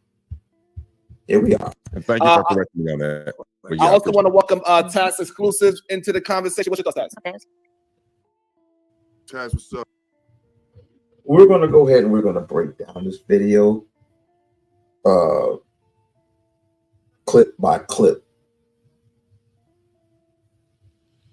And we're going, and you tell me if this is anywhere connected to the Willie Lynch letter.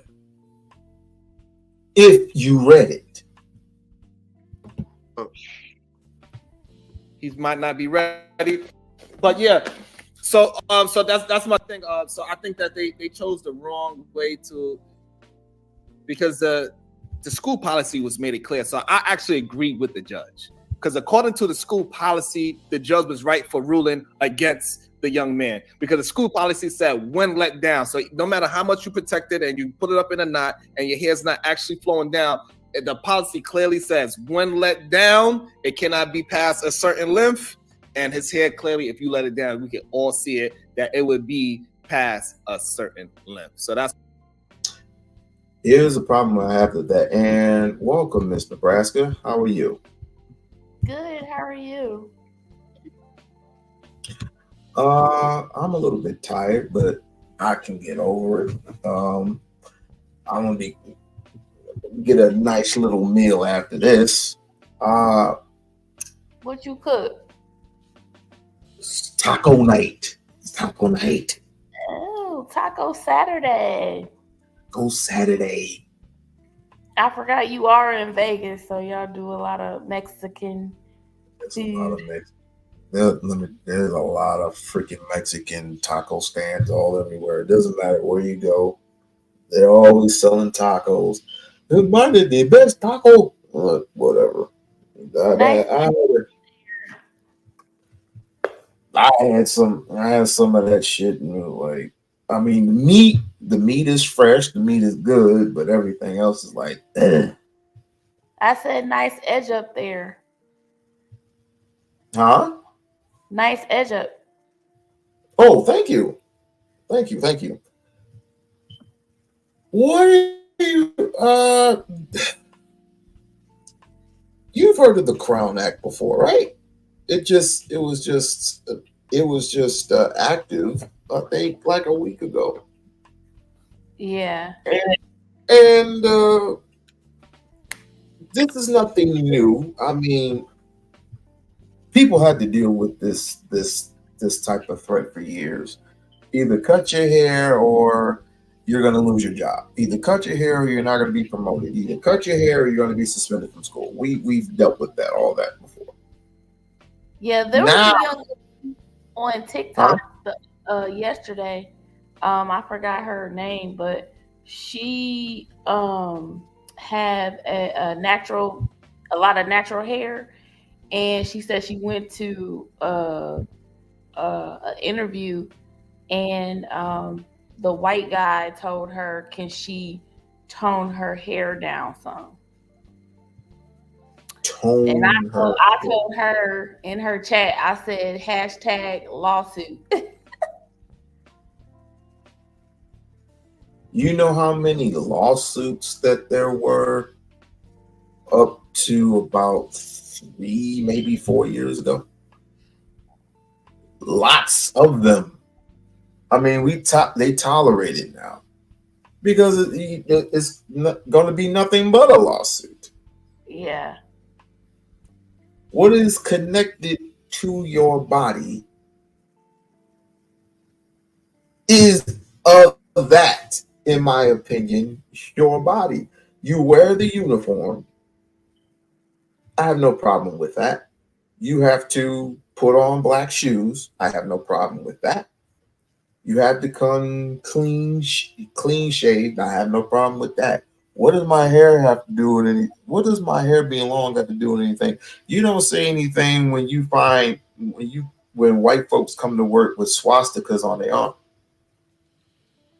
Right. You have no problem with that. You have no problems when they have, these, skinheads coming to work all dressed and proud and shit, wearing these big ass, high ass black boots. You have to cover it up with a sleeve. When we come up with our dreadlocks, you got to be. You got to go.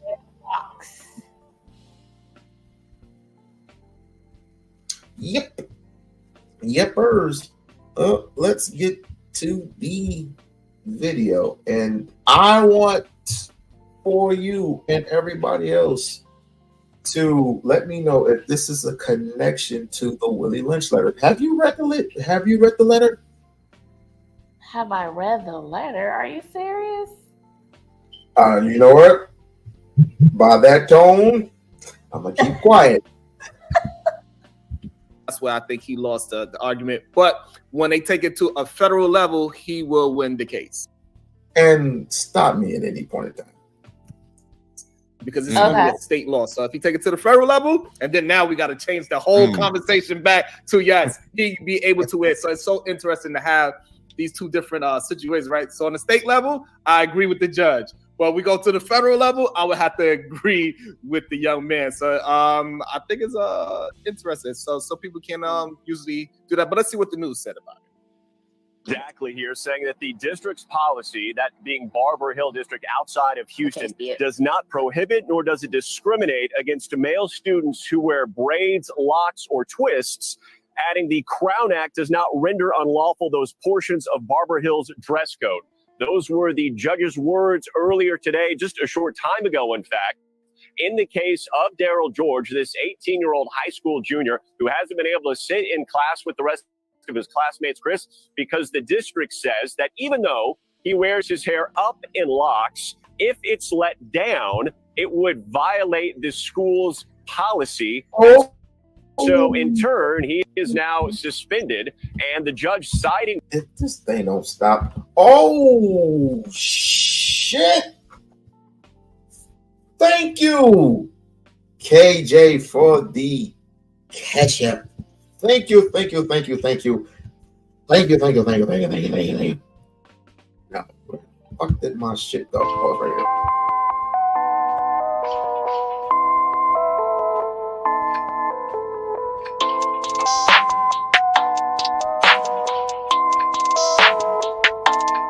That's ISO.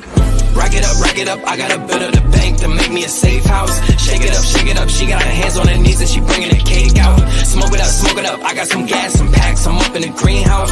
Ball it up, I'm with the gang, we taking shots off the rebound.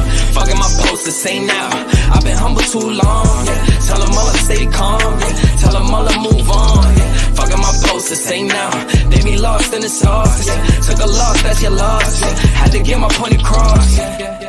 Heard them lanes was talking now, and we don't pay that no mind. Didn't need to watch and know that I'll be. Thank you for the cash app. He says for the YouTube, thanks for the ranch. No problem, my guy. Now let's get back to the video. Thank you so much. With the district saying that their stance on that does not violate Texas's Crown Act, which was enacted back in September of 2023 to try and prevent race-based hair discrimination. More than 20 other states have adopted similar policies. And the family, Chris, I want to read you the. So, yeah. If And the family, we've already heard from. they going off of if Yeah, if he lets his hair down, it will be longer, but he's not going to do that. So they're going off of an if. Yeah, so in the school policy, it says when let down. So that's the key word in the policy that makes it makes it. Is that the rule in the NFL? No, in the NFL, if you have hair, you can get tackled by your hair. That's the rule in the NFL. Yeah, it becomes part of your body. Yeah. So, but what I'm saying, but that's what the school policy says. It says when let down. So it doesn't matter if you have it up and it's always neat like that. If there's an action to let it down, and if it's longer than said length, then you should get expelled. That is according to that school's policy. Now, on the parent side, like we all agree, like, hey, if your policy is going against our rules and our principles as parents, I'm just not taking my kid to that school. I'm not going to be arguing with your policy. That's your policy. I'm not putting my kid in that school because I'm not going to have my kid go through this trauma of people discriminating. Here's a problem with that. And stop me if you disagree. Let's just say, for the sake of argument, I go to the Western District School here in Vegas. And I read their policies, and one of their policies said we cannot tolerate any men and women of color to have any length, any long hair, especially with men having it past their eyebrows, or we can't have a woman have what's the complaint with women? As far as hair? Yeah. With Black women, it's color, the color of your hair, natural hair. Well, what's the damn color got to do with anything? Is it number one? It's not a charter school. It's not a private school. It's a charter school. Now, see, white girls, they could color their hair blue, purple, and it's considered, fashionable. But if a Black woman does it, it's considered ghetto or, hood. And so that's where the discrimination comes in at. Made him over goddamn his hair, and he feels like he's less than because of his hair or whatever the case he might be going through at the time. That's the only problem I really have with that is with the parents, is that, like, listen, you knew what it was for the past year. It just caught up with you because maybe he started his hair in a short journey in the beginning. I lost train of thought. But if I were to go to a Western District school and I read the policy, and the policy said that you cannot have this, that, and the third, then I'm going to have to go over here, and I'm not going to go, doing the whole dodgeball bombardment thing where I go to this school, to that school. I'm not moving it. Because if I move and if nothing changes, then I'm just going to end up homeschooling my children. I encouraged during the COVID era for everybody to homeschool their children. No, I want them to interact with all the other kids. You couldn't do it. You had to be 6 feet apart.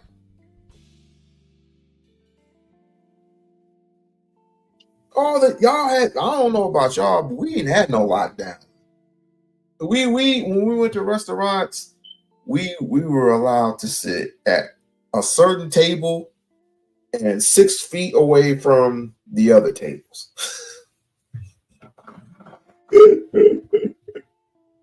DoorDash was through the roof.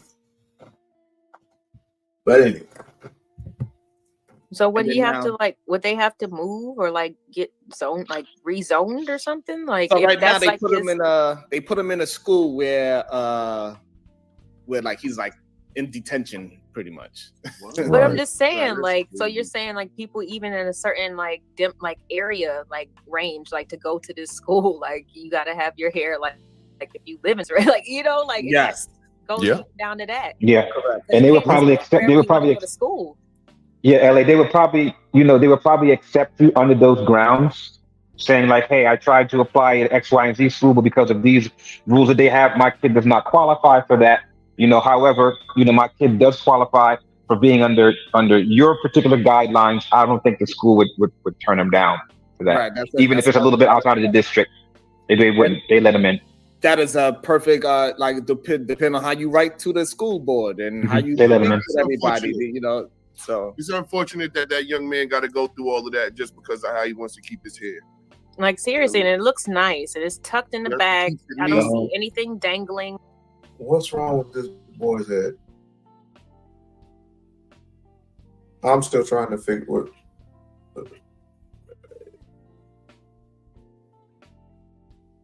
Nice, clean cut. He has it however he wants to have it. He's not taking it down. What's wrong with this picture? To me, absolutely nothing. Do you see anything? Do you see anything wrong, Miss Nebraska? I'm sorry, I missed it. I said, do you see any? Look, the boy's head. Do you see anything wrong with his head? No, I don't. So why does he have to serve in school suspension just because he has his? Because he lives in a westernized country. Ooh, no, he lives in a free world. America is not a free world. We are free of liberty and justice. They lied to us. Yo, that is very true. Yeah, However, but this is not anything he's not going to face out in the real world when he starts being competitive, getting freaking jobs. Exactly. Well, he might feel like he has to though because can I it is say this now. though? Can I say this though, y'all? Because I'm not trying to play devil's advocate. Y'all know this is a big deal because it's in Texas. So here goes this coin. They've been talking about it here on the news since it happened. Damn. Okay. And I gotta play devil's you advocate. in Houston, right? That's right. Yeah. So are you in that school district by any chance? Nah, he's not in Houston proper. And so before you move on to your thoughts, so like if you're not in the school district, can you easily move your child into another school district, or is that something difficult to do? No, that's very difficult. Especially here, this is a conservative state still for the time being. So yeah, they're gonna have to physically move, unless they can get them into a charter school or something. So now, also my next question before you move on to your point. So if you want to put your kid in another district, do you have to pay to put that kid in another district? No, you don't. Because in Jersey, if you want to, because that's something that's in Jersey. So if you don't want your kid in your district, you want to put them in another district, even though it's a public school, you would just have to pay the tuition for that school. Yeah, and somebody said Houston isn't conservative. That kid is not in Houston. He's not in Houston. He's in a more rural area. Called Barbara Hills. I think we just did Texas. Yeah, Barbara Hills. Texas. So yeah, he's in a more rural area. And what I will say is that one day we're gonna realize that yes. First of all, Texas, the state of Texas in itself has some crazy laws. I heard. I mean, I would encourage people before jumping up and moving to other states because it's quote unquote cheaper. I would encourage people to research the state laws first and their policies before they up and move because it's quote unquote cheaper to live there. If you want to dance, you gotta pay the band. If you want to be the boss, gotta pay the costs. That's why I said before. Own it. Start saving up. Stop.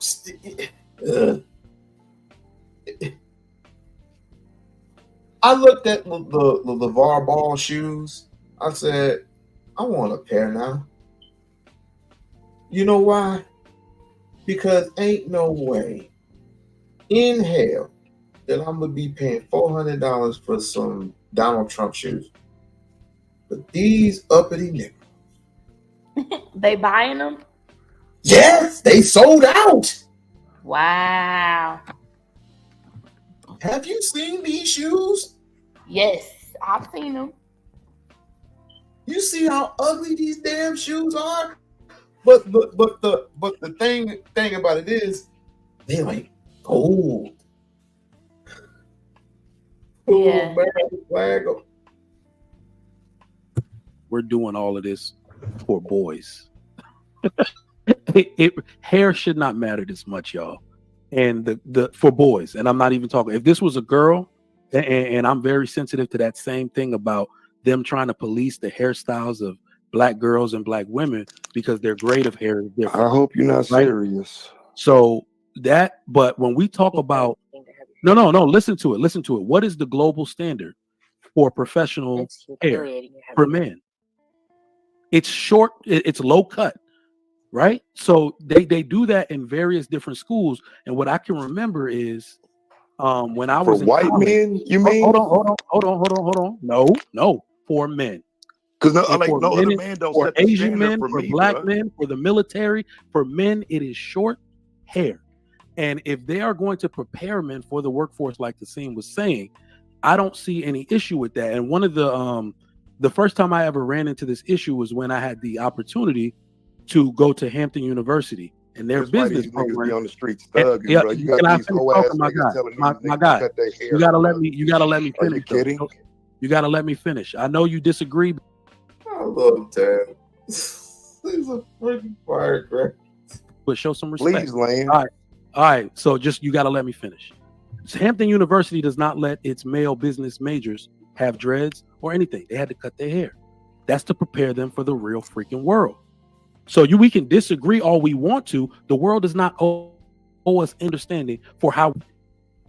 What does this sound like to you?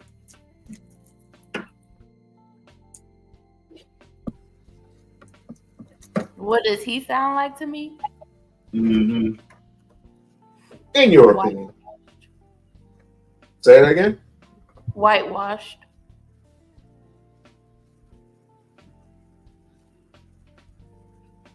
I guess you could say that. I wouldn't call it whitewash. I would call it. I would call it tap dancing. you tap dancing to a certain tune. Oh, we just got to do what we got to do to hear says the boss. I sure gonna have to go ahead and tell Master Boss that you wearing your hair such sir. Now you go ahead and do what you have to do, but go ahead and but butt broken. I would call it butt broken. Butt dancing, butt broken. Butt dancing, butt broken, they're all the same thing. It's all the same. We want our hair cut or styled. It doesn't. Everybody got clean cut is the world standard. It's the global standard. Locks are a hairstyle. It's not even culturally a black thing. It's culturally a Rastafarian thing.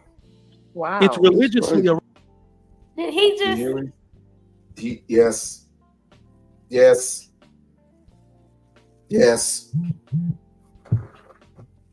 You want me to wind it back? I'll wind it back.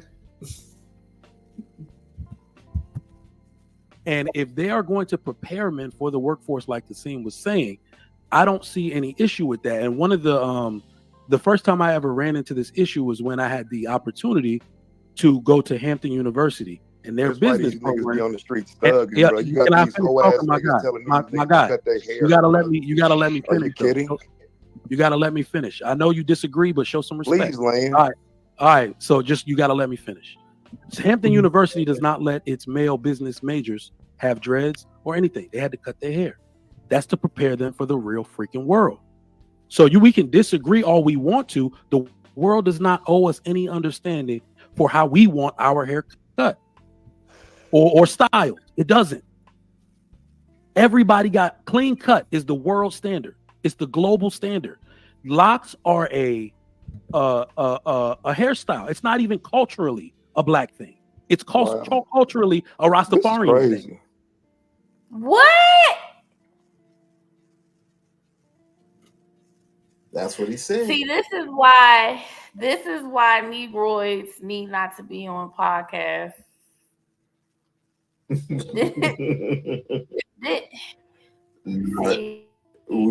talking about a person who is totally given up. We're And talking by about the a way, person who clearly has never picked up a book in his life by what just came out of his mouth.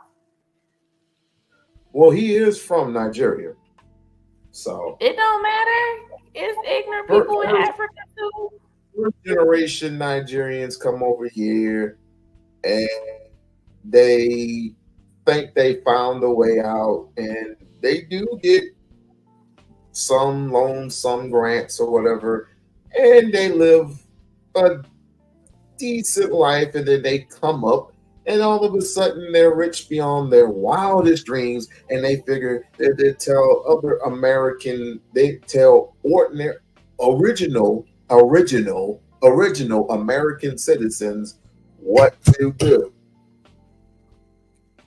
And you should, if you want this job, if you have your head like that, it's gonna be mighty difficult. I've been having my dreads for over 7 years. I've been at my job for over almost 3 years. My anniversary is August 16th. I have never heard any type of complaints about my hair yet. Certain corporations, listen. Would somebody please send this Negroid an email and let him know that locks are the oldest hairstyle of civilization ever. Please send him an email. Even white folks style their hair like this now. And guess what? I seen a few Asian people with this hairstyle. It's disgusting. But Locks. they got it. Yes, locks. Locks are the oldest hairstyle known to man. It's in the Bible. Didn't Samson have locks? Correct. Samson wasn't the only person in the Bible who had locks. There were other people in the Bible who had locks. We're talking about what, 20,000 years ago? But he has said that it's not a cultural thing. That's what he has said. Ignorant. Just like ignorant. Culture don't exist. Like our culture don't exist. Oh yeah, our culture is trash. I forgot. The whole Anton Daniels flamingo type thing. You know. Then he said it's only Rastafarian. What? Only Rastafarian. Yeah, our Rastafarians, our ancestors. Shouts out to Bob Marley and his family. His father. Have you seen white. the movie? Oh, you know what? I told myself that would be my assignment. That would probably be my assignment. Sunday, maybe.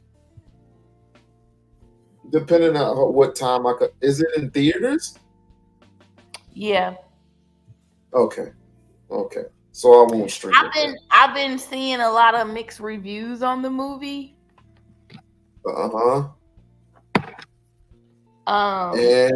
is it good? Some are good, some are bad.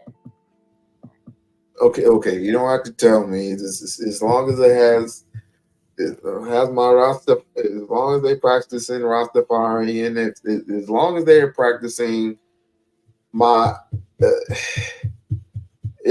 practicing spirituality and all this other stuff, I'm good. I have to look at it. I don't think Don't they spoil it for me. all of that in there. Don't spoil it for me. Don't spoil it for me. Just let me go and see the movie. A friend of mine asked me. A friend of mine told me she's seen it twice. So she really liked it. Mm-hmm. She, there's certain messages that she picked up and was like, yeah, I like this movie. I haven't seen it, so I will see it this week. Hell, I might even see it Monday.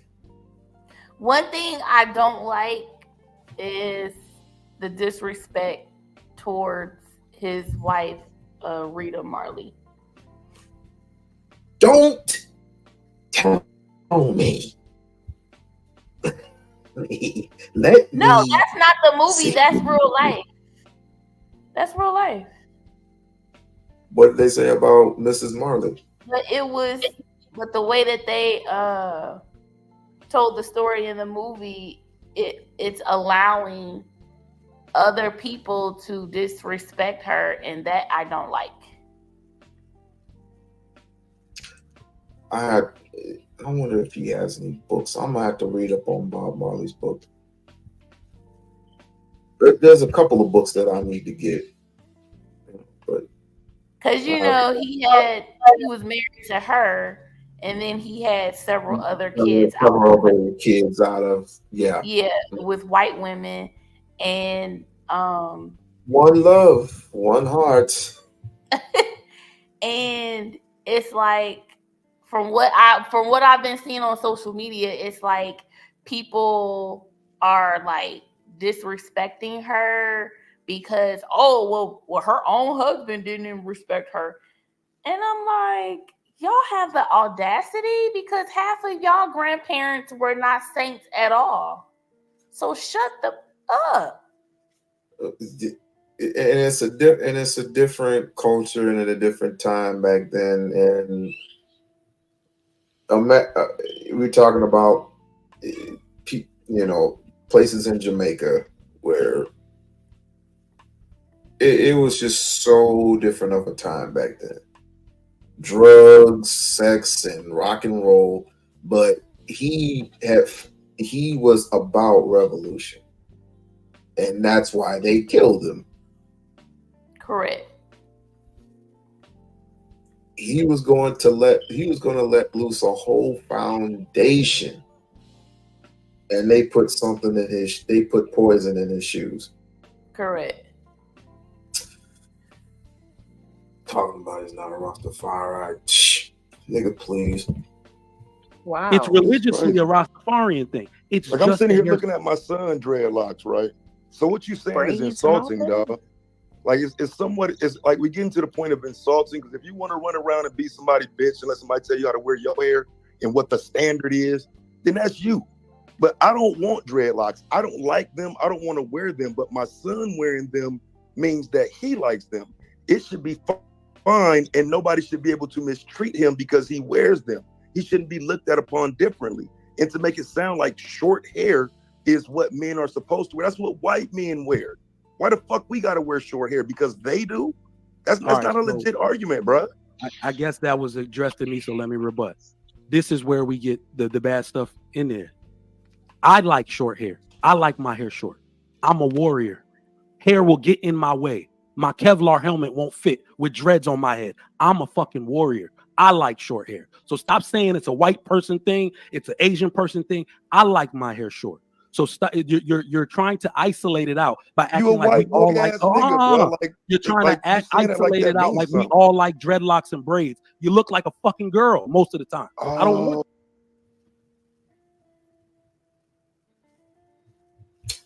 This scene kind of reminds me where Umar Ifai Tunde was ambushed at when he was on the Roland Martin show. The two incels, ingrates, the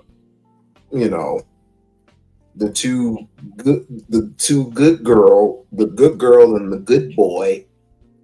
When pat you on your head when you do right. When the slave master comes up and pats you on your head, good boy, good nigger. It kind of reminds me of that. You sound like a little. You look like a girl with your hair. It's like, this is not the military, motherfucker. We're not in the white man's military. This is your stick. This is your stick. This is what you do. And I never served in no white man's military. You know, my grandfather and my grandfather and my great grandfather had served in the military. My father, no. And then they just changed. They passed some law where now, I think 18 to 25 could get drafted, women or men. Well, I'm 40, so I'm past my younger 40, so they ain't drafted me. But hold on, it gets worse. That shit in my ear. You sound like one though. You look like you one. sound That's like the one, worst fam. part. Because you're You look looking like at a men's girl. hair. You're not. That's great, bro.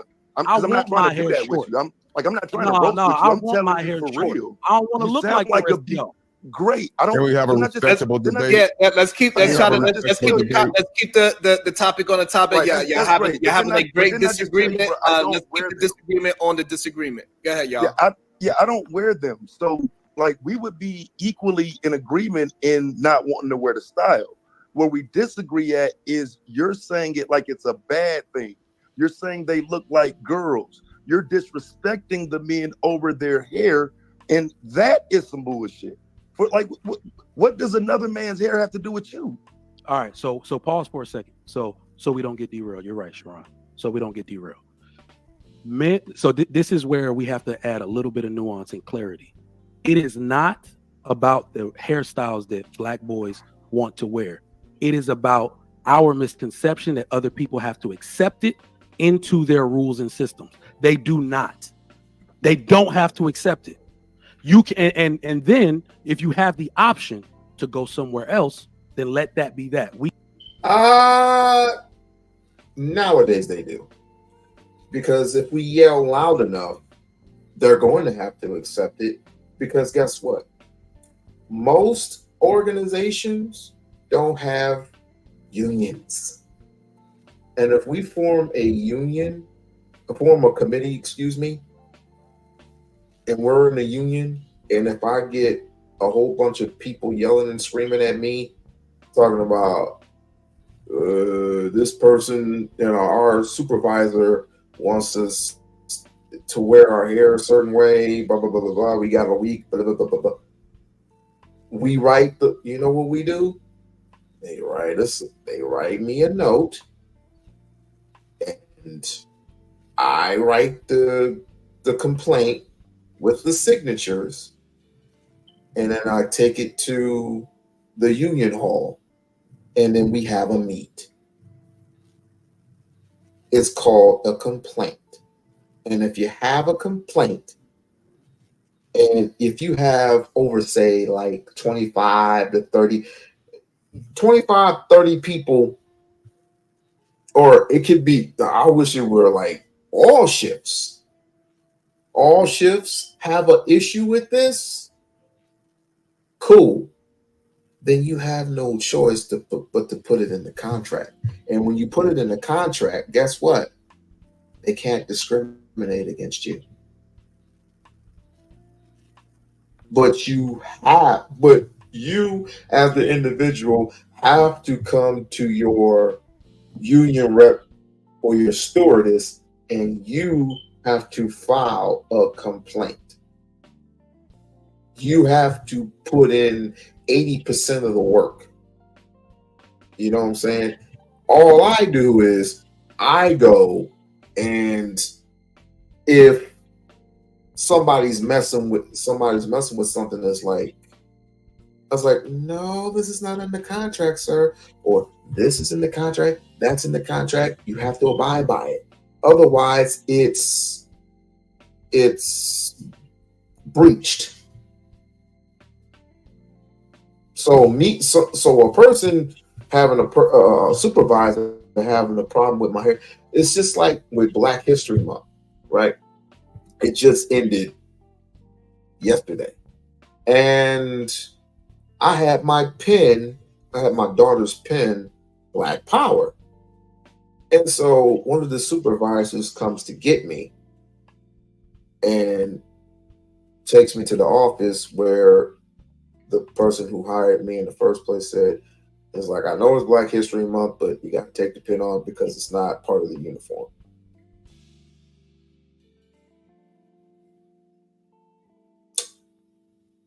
I was disgusted, but I ended up taking it off. But they're celebrating Chinese night in Black History Month.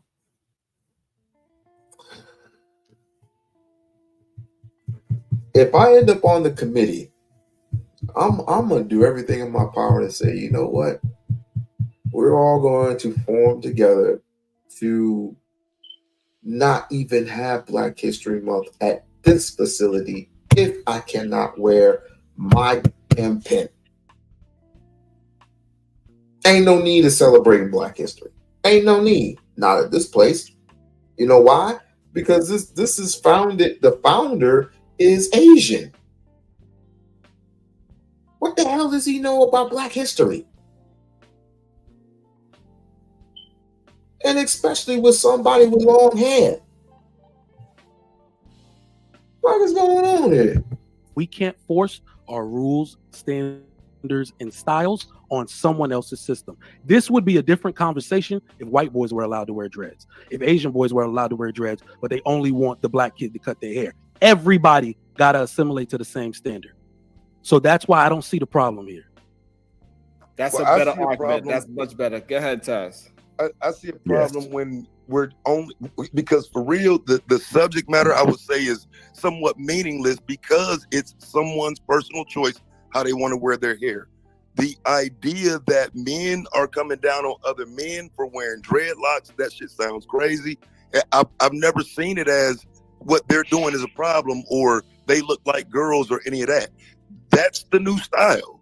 And because they're wearing it, the ability to attack Black people based on how they wear their hair, that's fucked up. And it's not new. It's like for some reason we forget the historical implications of pointing Black people out about what they do with their hair. There's historical implications with that. We're not just talking about right now. We're talking about the ability to tell Black people what to do while not even attempting to tell white people what to do. Not attempting to tell other groups what to do.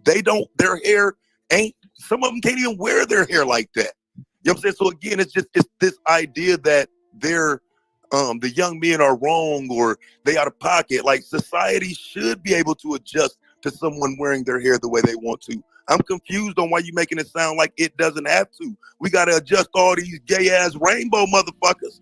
What do you mean?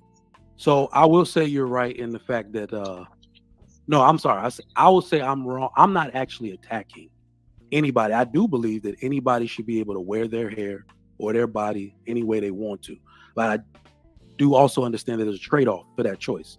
I have numerous homies with dreadlocks. That's the way they style their hair. And anytime anybody wants to come into the corporate world, or I got a young frat brother that wants to say, hey, bro, do you have a job for me? You got anything? I'm trying to upscale and he has dreads. The first thing I will tell him is, hey, bro, if you're not going to consider cutting your hair, you might have a hard time because that is a reality in the corporate world. But my homeboys that are truck drivers that own their own businesses, they could do whatever the hell they want to. All right. So you will have to adjust to come into certain industries. You will have to adjust. It's the rules of the industry. It's unfair if everybody else doesn't have to, and they're making you as a Black man do it. But it's just the name of the game. If everybody has to do a low hair standard or a style fade. Here's a problem with that. They're not Black. So what difference does it make? Why does a white man period have to decide what hairstyle you're? I'm wondering if there's gonna come a time where because we have what's called the right to work state here in Nevada. right? Right to work state means they can fire your ass for any reason at all. For any reason. And you can't do anything except for file a report, even call your lawyer. If it comes to the point where you have to consult with your lawyer about it, then you're going to have to. But if you're caught wearing, let's just say, having red sneakers in your shoes, and you don't take those, and they find it an issue, they can terminate you on the spot. Well, down here in the South, most of the states are at-will states. That means that your employer can fire you at any time, and they don't have to give you an excuse why. It's the same thing. It's the same thing. But again, you're letting a white man tell you how to dress. Yes. And that is including how to wear your hair. But so you also have to understand. If I had to be, okay, I can understand it. I can understand it, and I'm with it. But if I have to be bald, then that white son of a bitch has to be bald too. And guess what? That white broad has to be bald too. As a matter of fact, let's just all be bald. It's gonna be looking awkward in that place. Let's just all be bald. You got some Nigerian person here telling you how to. Oh my God! Now I know why they say it's like we got certain Africans coming over here and telling you what to do. Just because you made it. Guess what? You were governed. They gave you a little bit of money. They gave your parents a little bit of money, and they made something of themselves. Versus, guess what? Versus the original American black people over here who have the struggle and strive to just get a loan for school, and guess what? We had to pay back that loan. Some of them had grants. I'm like, well, guess what? How much were our original grants? I think then we get discriminated against when we ask for business loans.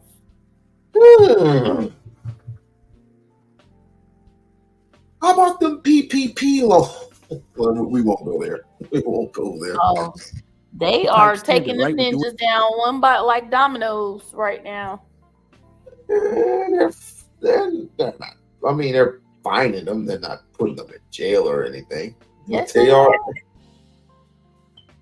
Yes, they are. Whether you took 5,000 or whether you took 20,000, you still have to serve some type of time. But can you prove? But unless you prove that you do have a business, you have to prove that you do have a business, and that is a legit business. Yes. However, the IRS, aka the feds, they do their investigation. They've been doing their investigation for the last 3 years, and if the numbers don't add up, if your papers don't make sense, then you are flagged. Oh, nigga. Don't talk to me about paperwork. Good Lord Jesus. Get our that new unemployment. Oh my God. It took me 9 months. 9 whole damn months just to get that loan. Not loan, but I just said it. They get our unemployment. Regular unemployment wouldn't give no shit, but hey, it's like my sister told me about it, and it said the first thing that they told me is like you need your license, your proof of registration and social security card. Now you need proof of registration, social security card, license, and like birth certificate, death certificate, all this other shit. And boy, that server crashed. That server freaking crashed. And this is the middle of me getting stuck in the room for 2 weeks because I had COVID. And finally got paid unemployment. It was like, I showed everything. And you can have updates of everything that I showed. It's like, finally got paid. It was like, ugh. Welcome to America. What if we join the military, right? So we understand that some places have certain standards. That's all. Yes, even the Yankees have a standard when it comes to their hair and their facial hair. It has to be like, share, subscribe to the channel. Clean shaven, has to be a certain length. So there are maybe sports organizations that has that same standard when it comes to your appearance, because your appearance represents the brand, and that's very, and the reputation. So that's high up on the list. But it shouldn't be. That's the problem.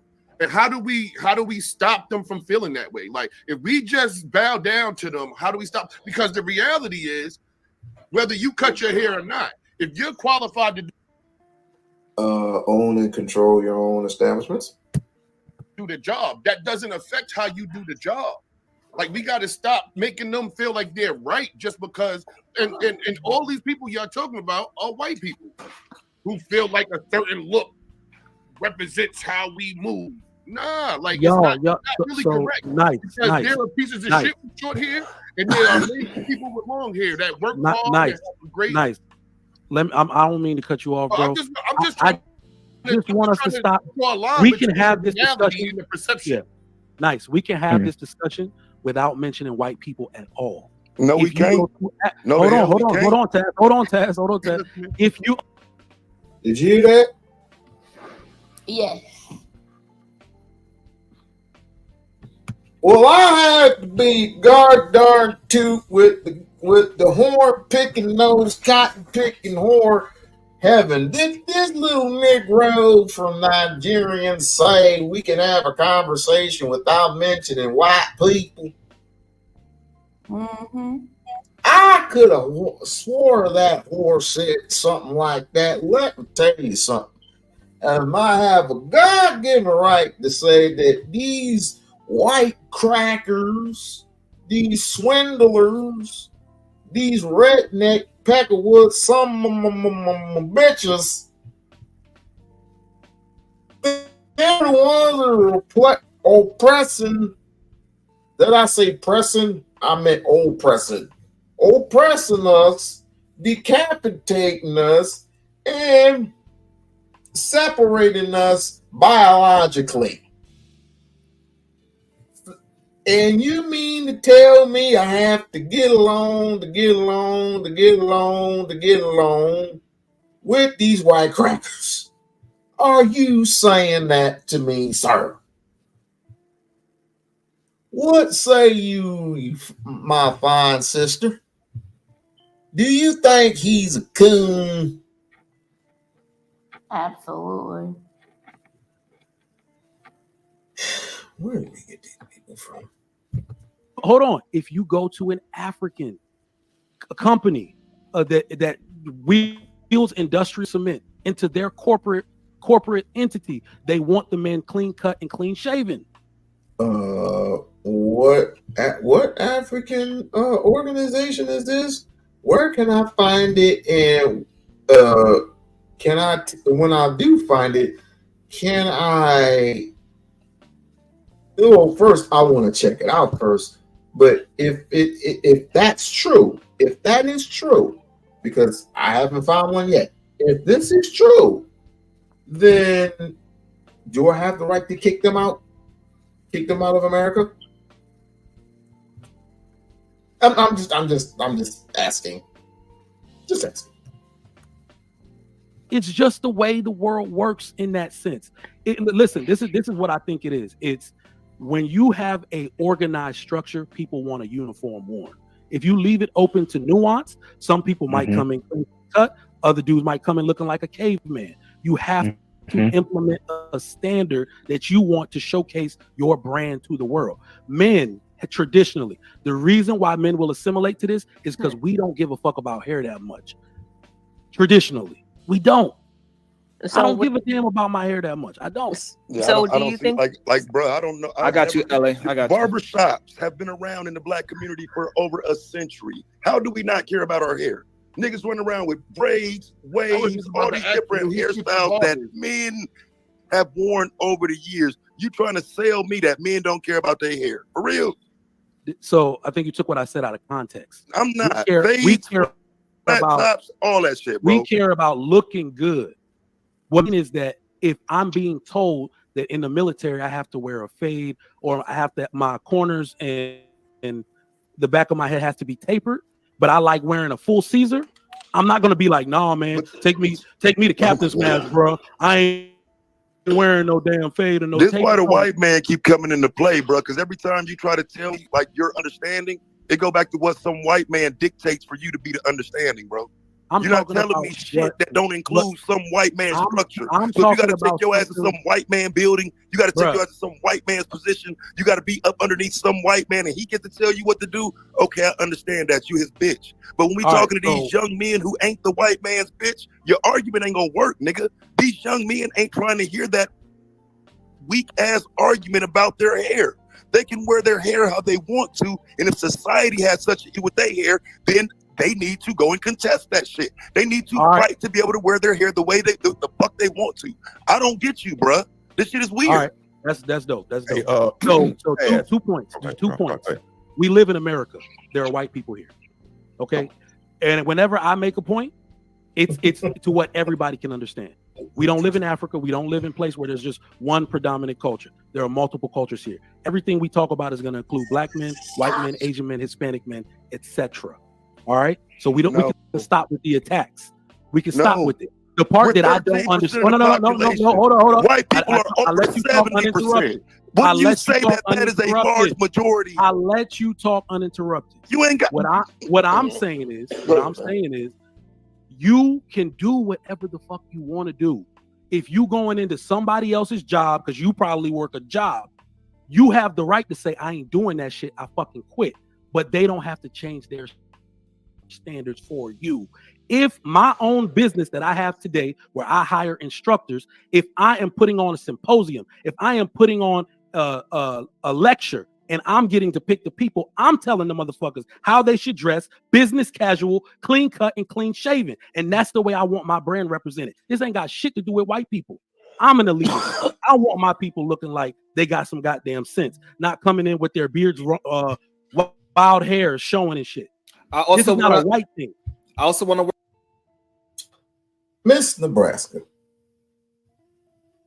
if you had the opportunity to have a conversation with Trigger Mike about the same issue, what would be your, if you would agree, would you disagree, would you, I don't know, stomp him in the nuts, slap him, kick him in the face?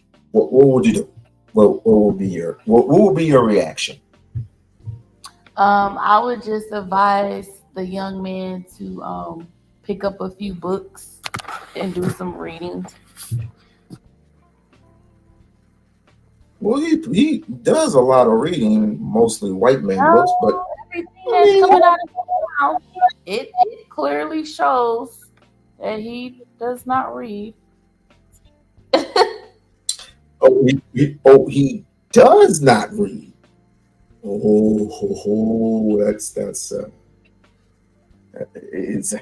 is that a challenge, ma'am? So don't say anything. You asked me what I would say to him if No, I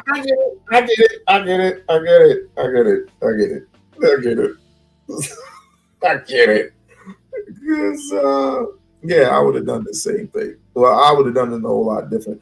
I'm trying to get to a place where whenever I disagree with somebody, I don't fly off the handle as often.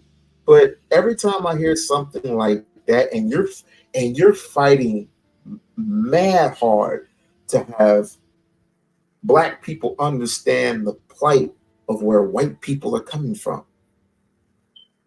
I don't need to know, Well, and I don't. here's the thing: you can't disagree with history. So the stuff that he said was totally incorrect. That's not history. So he's spewing out incorrect information, and that's not something you can disagree or agree with. It's incorrect.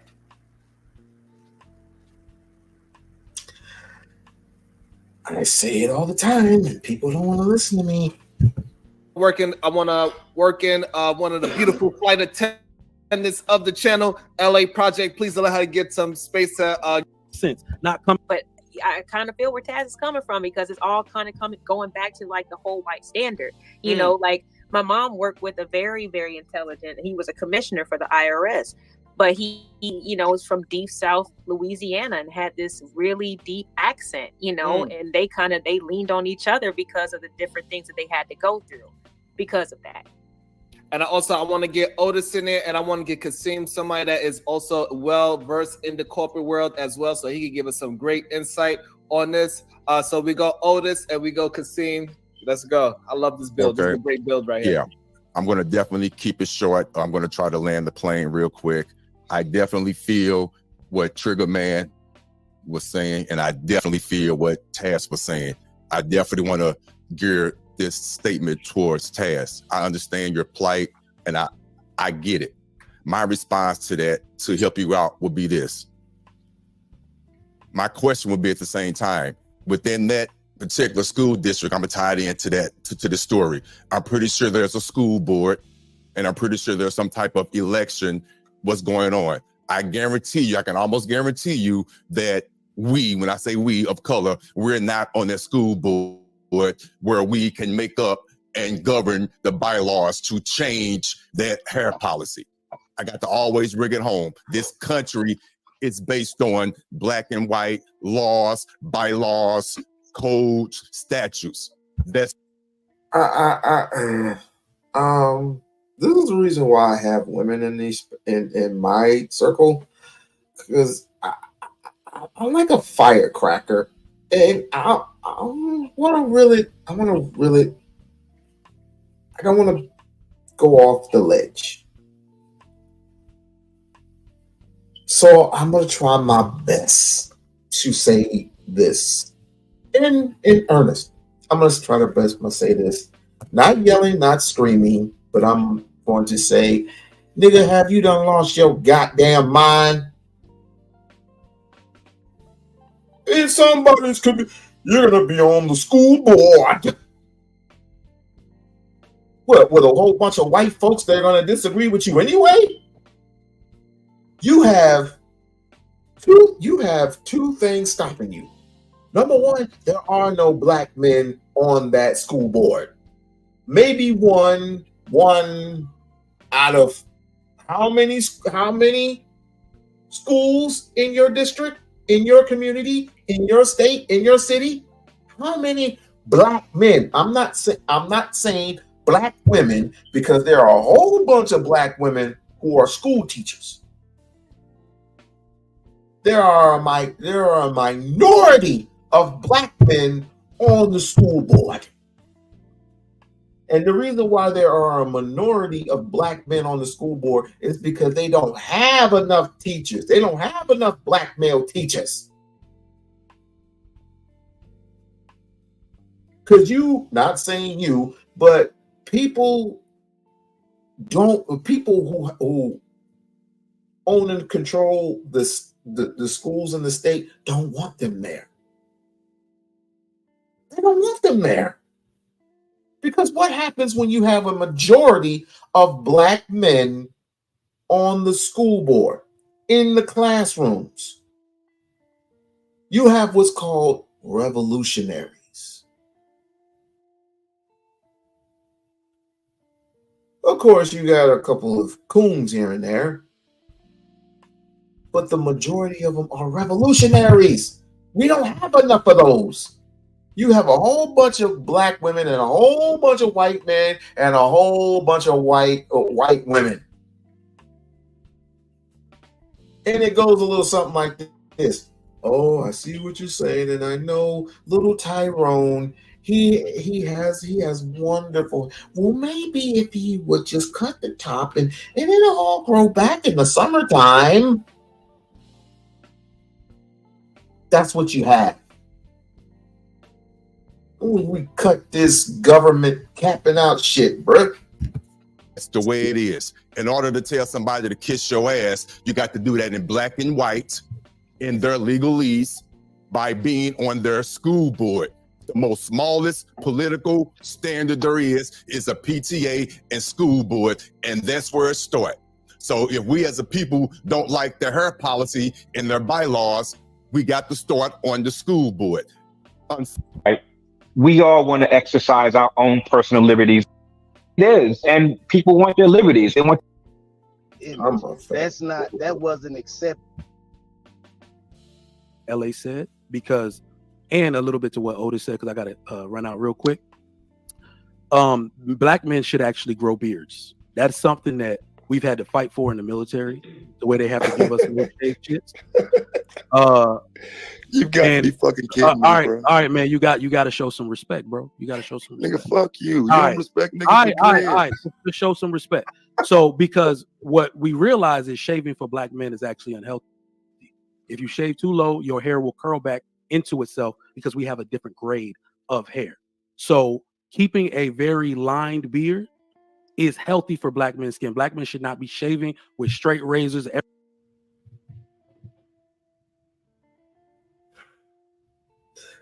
Hey, Miss Nebraska.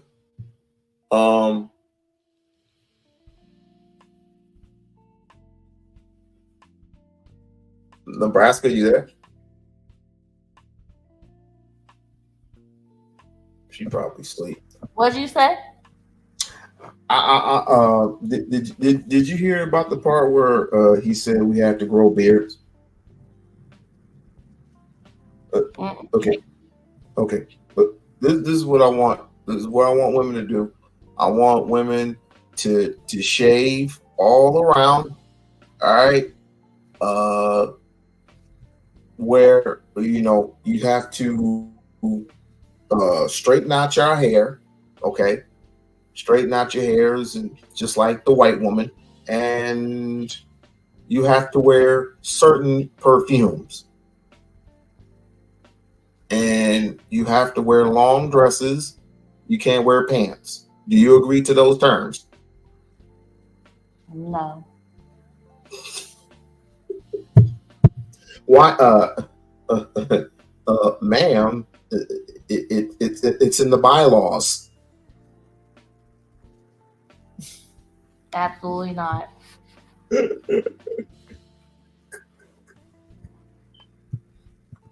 Every day, like any other man on earth does. It's unhealthy for your skin. All right. So that is one thing that I would love to see in corporations where black men are the head. You're saying stop making people shave. Stop making black men shave their beard. It's not good for their skin. All right. So that is something that we could, like Otis said, bring that awareness into the school board, letting them know our grade of hair is different, getting people to give the education on why black people's hair needs to be treated a little bit different than everybody else. And that's just one example. So black men growing beards is actually better for their skin. And I will give credence to what the LA Project said about that, but I'm out, y'all. So look, just before, well, you can go.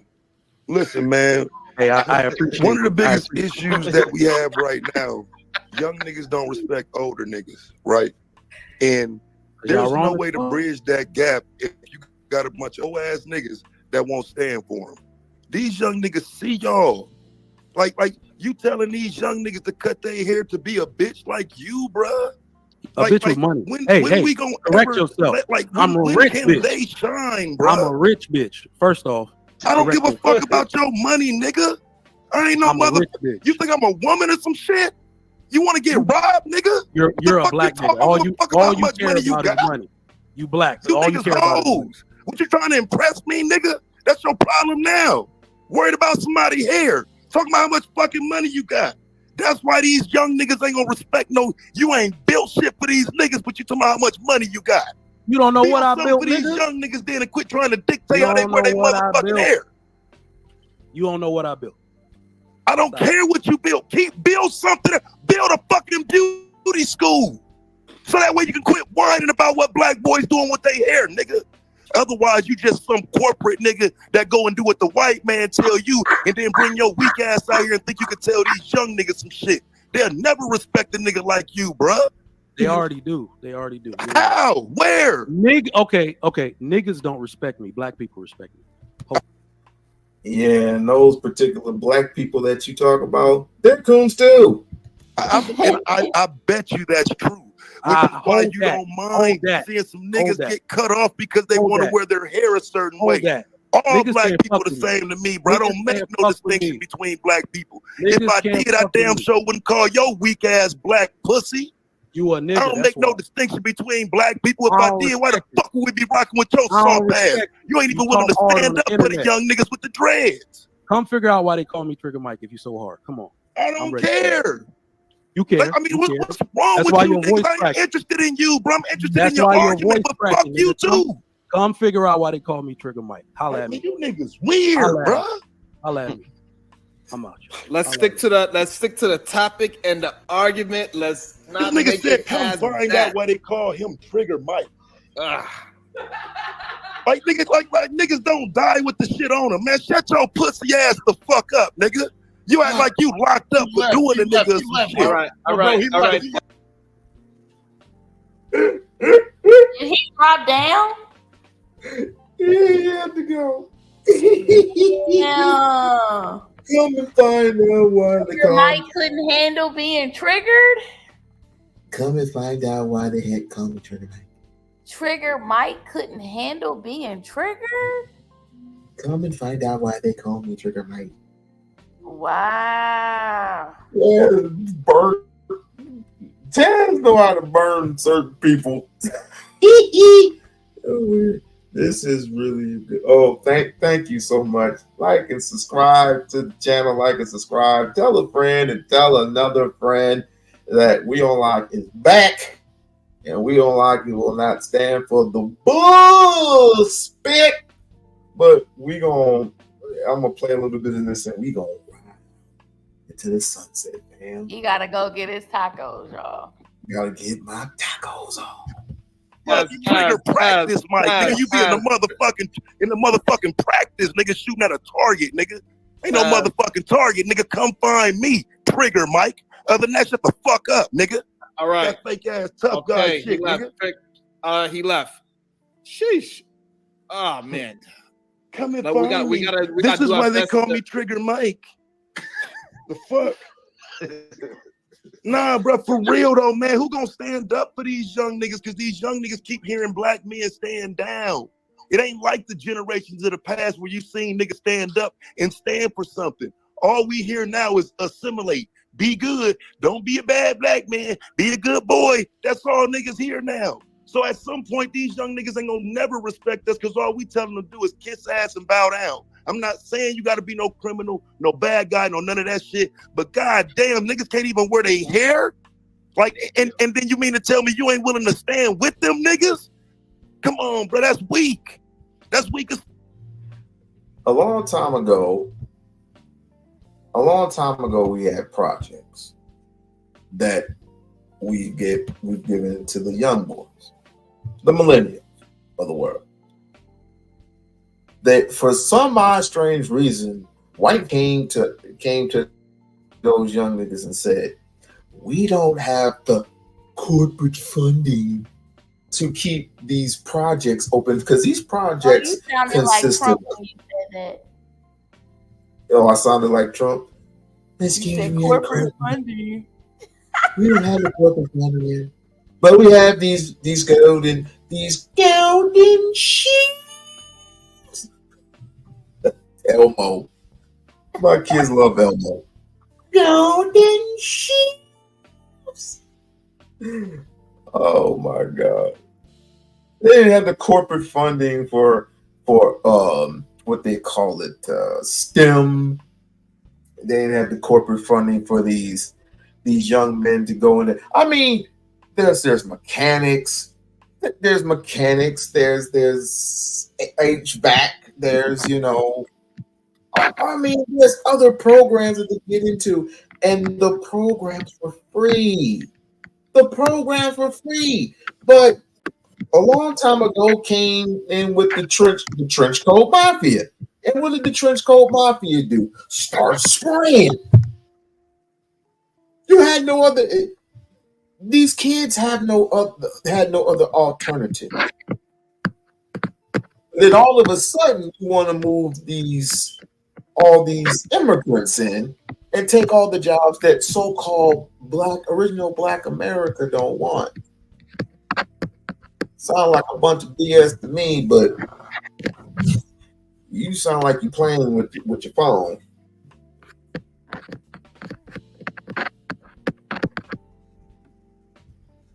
What are you doing? Oh, I'm sorry. What are you doing, man? Let me tell you something. Stop it, you silly woman. Now I'm gonna go ahead and I'm gonna enjoy these tacos. And next Saturday will be this is going to be a series.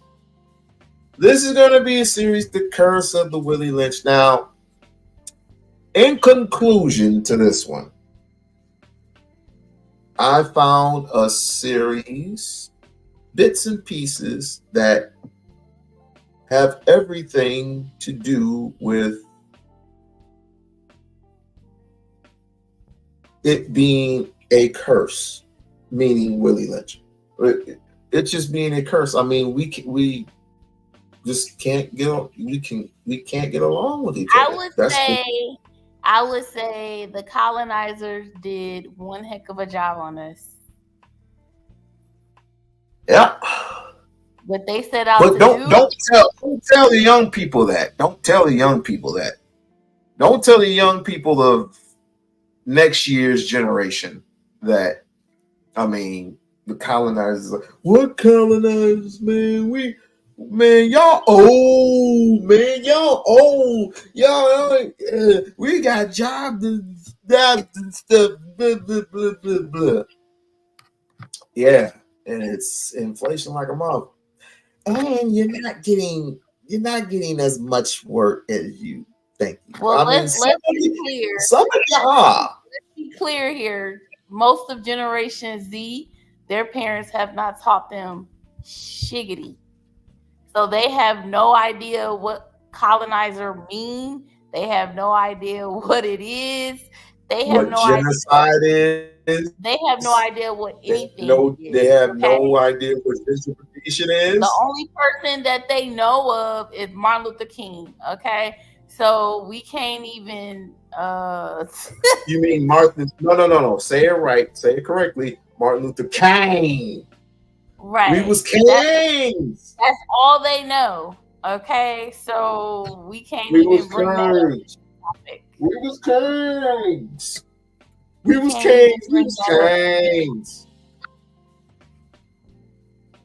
Then we're talking about a generation that was raised off of Ritalin.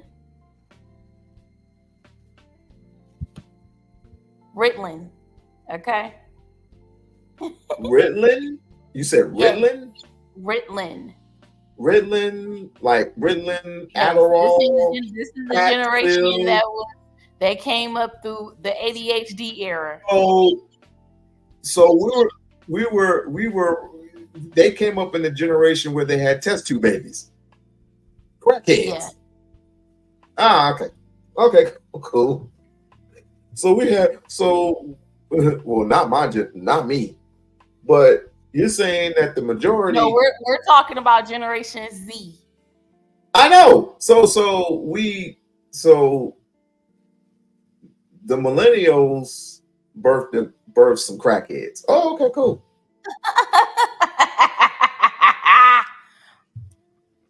Cool. know. Now I know. The millennials and the younger generation X. Yes. Okay, go. Fine.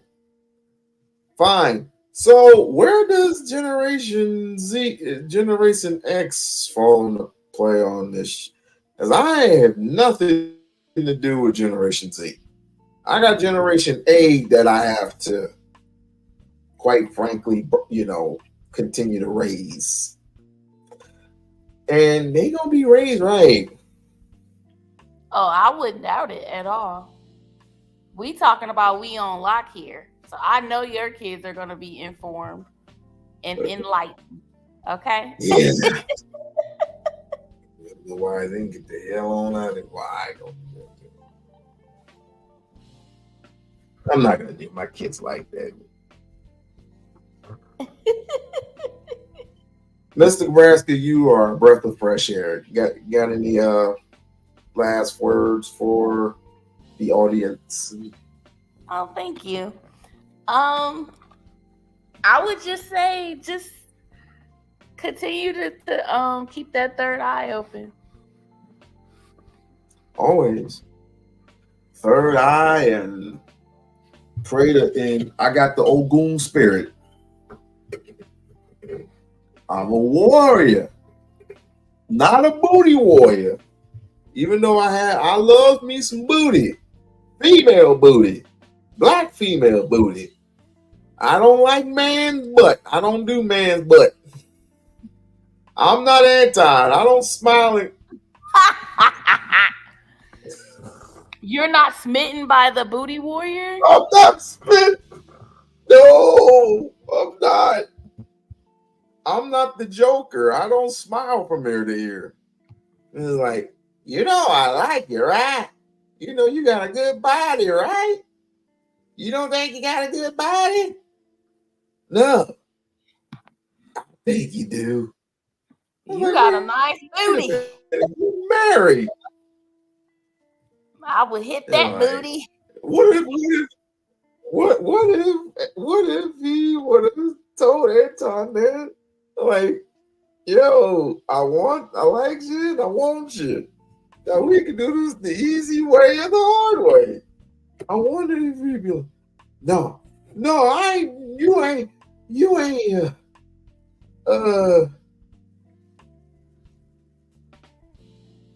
ain't gonna fight it.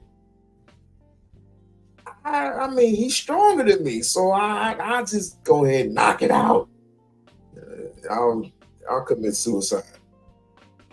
I would commit suicide. Like, I would have got you in prison. I'd have got you in prison. I was like, we would have fought, and we would have fought to the hell. Shit, nigga. Like, I would have taken this steel pipe and we play some baseball game. I'm gonna play some baseball with your dome. Like what Martin said. It was like, don't even bother because I'll lock, snap, and break that.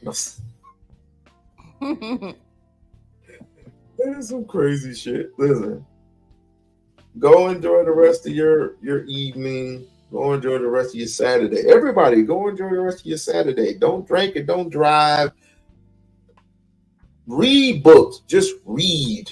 Read, especially the letter. If you have not read the Willie Lynch letter, please read it. Some guy, I don't know if it's a guy or a girl, but somebody told me that some black dude wrote it. I'm like, so it was in this century or generations ago? So I looked it up and it was some, I don't know. It's not even important. But I'm gonna go ahead and I'm gonna attack a burrito first. I might make me some nachos. I had a quesadilla earlier. That was bomb. And then later on, I got to go to work. So please enjoy y'all What Saturday. time is it there? 5:20? 5:20. So it's 8:20 your time. Yeah. 8:20 your time. And stop messing with these young men out no, stop messing with these drunk cats out here, because I listen, I gotta tolerate a whole bunch of them. Especially these ugly ass white women that like to throw their little weight around. It's like, they're like, why are you in my face? Like, you look ugly. I'm like, you the one to talk. Yes, you enjoy your weekend too. I might call you a little later. That's my auntie. Lisa is such a sweetheart. Yes, she is. Yes, she is. She wants better for our people as well. But you got to know your politics. I hate politics. I hate politicians. But if it's going to better our community somewhat, then I'm all for it. I am definitely all for it. But I gotta go. It's been a wonderful time spending with y'all. Love y'all. Peace.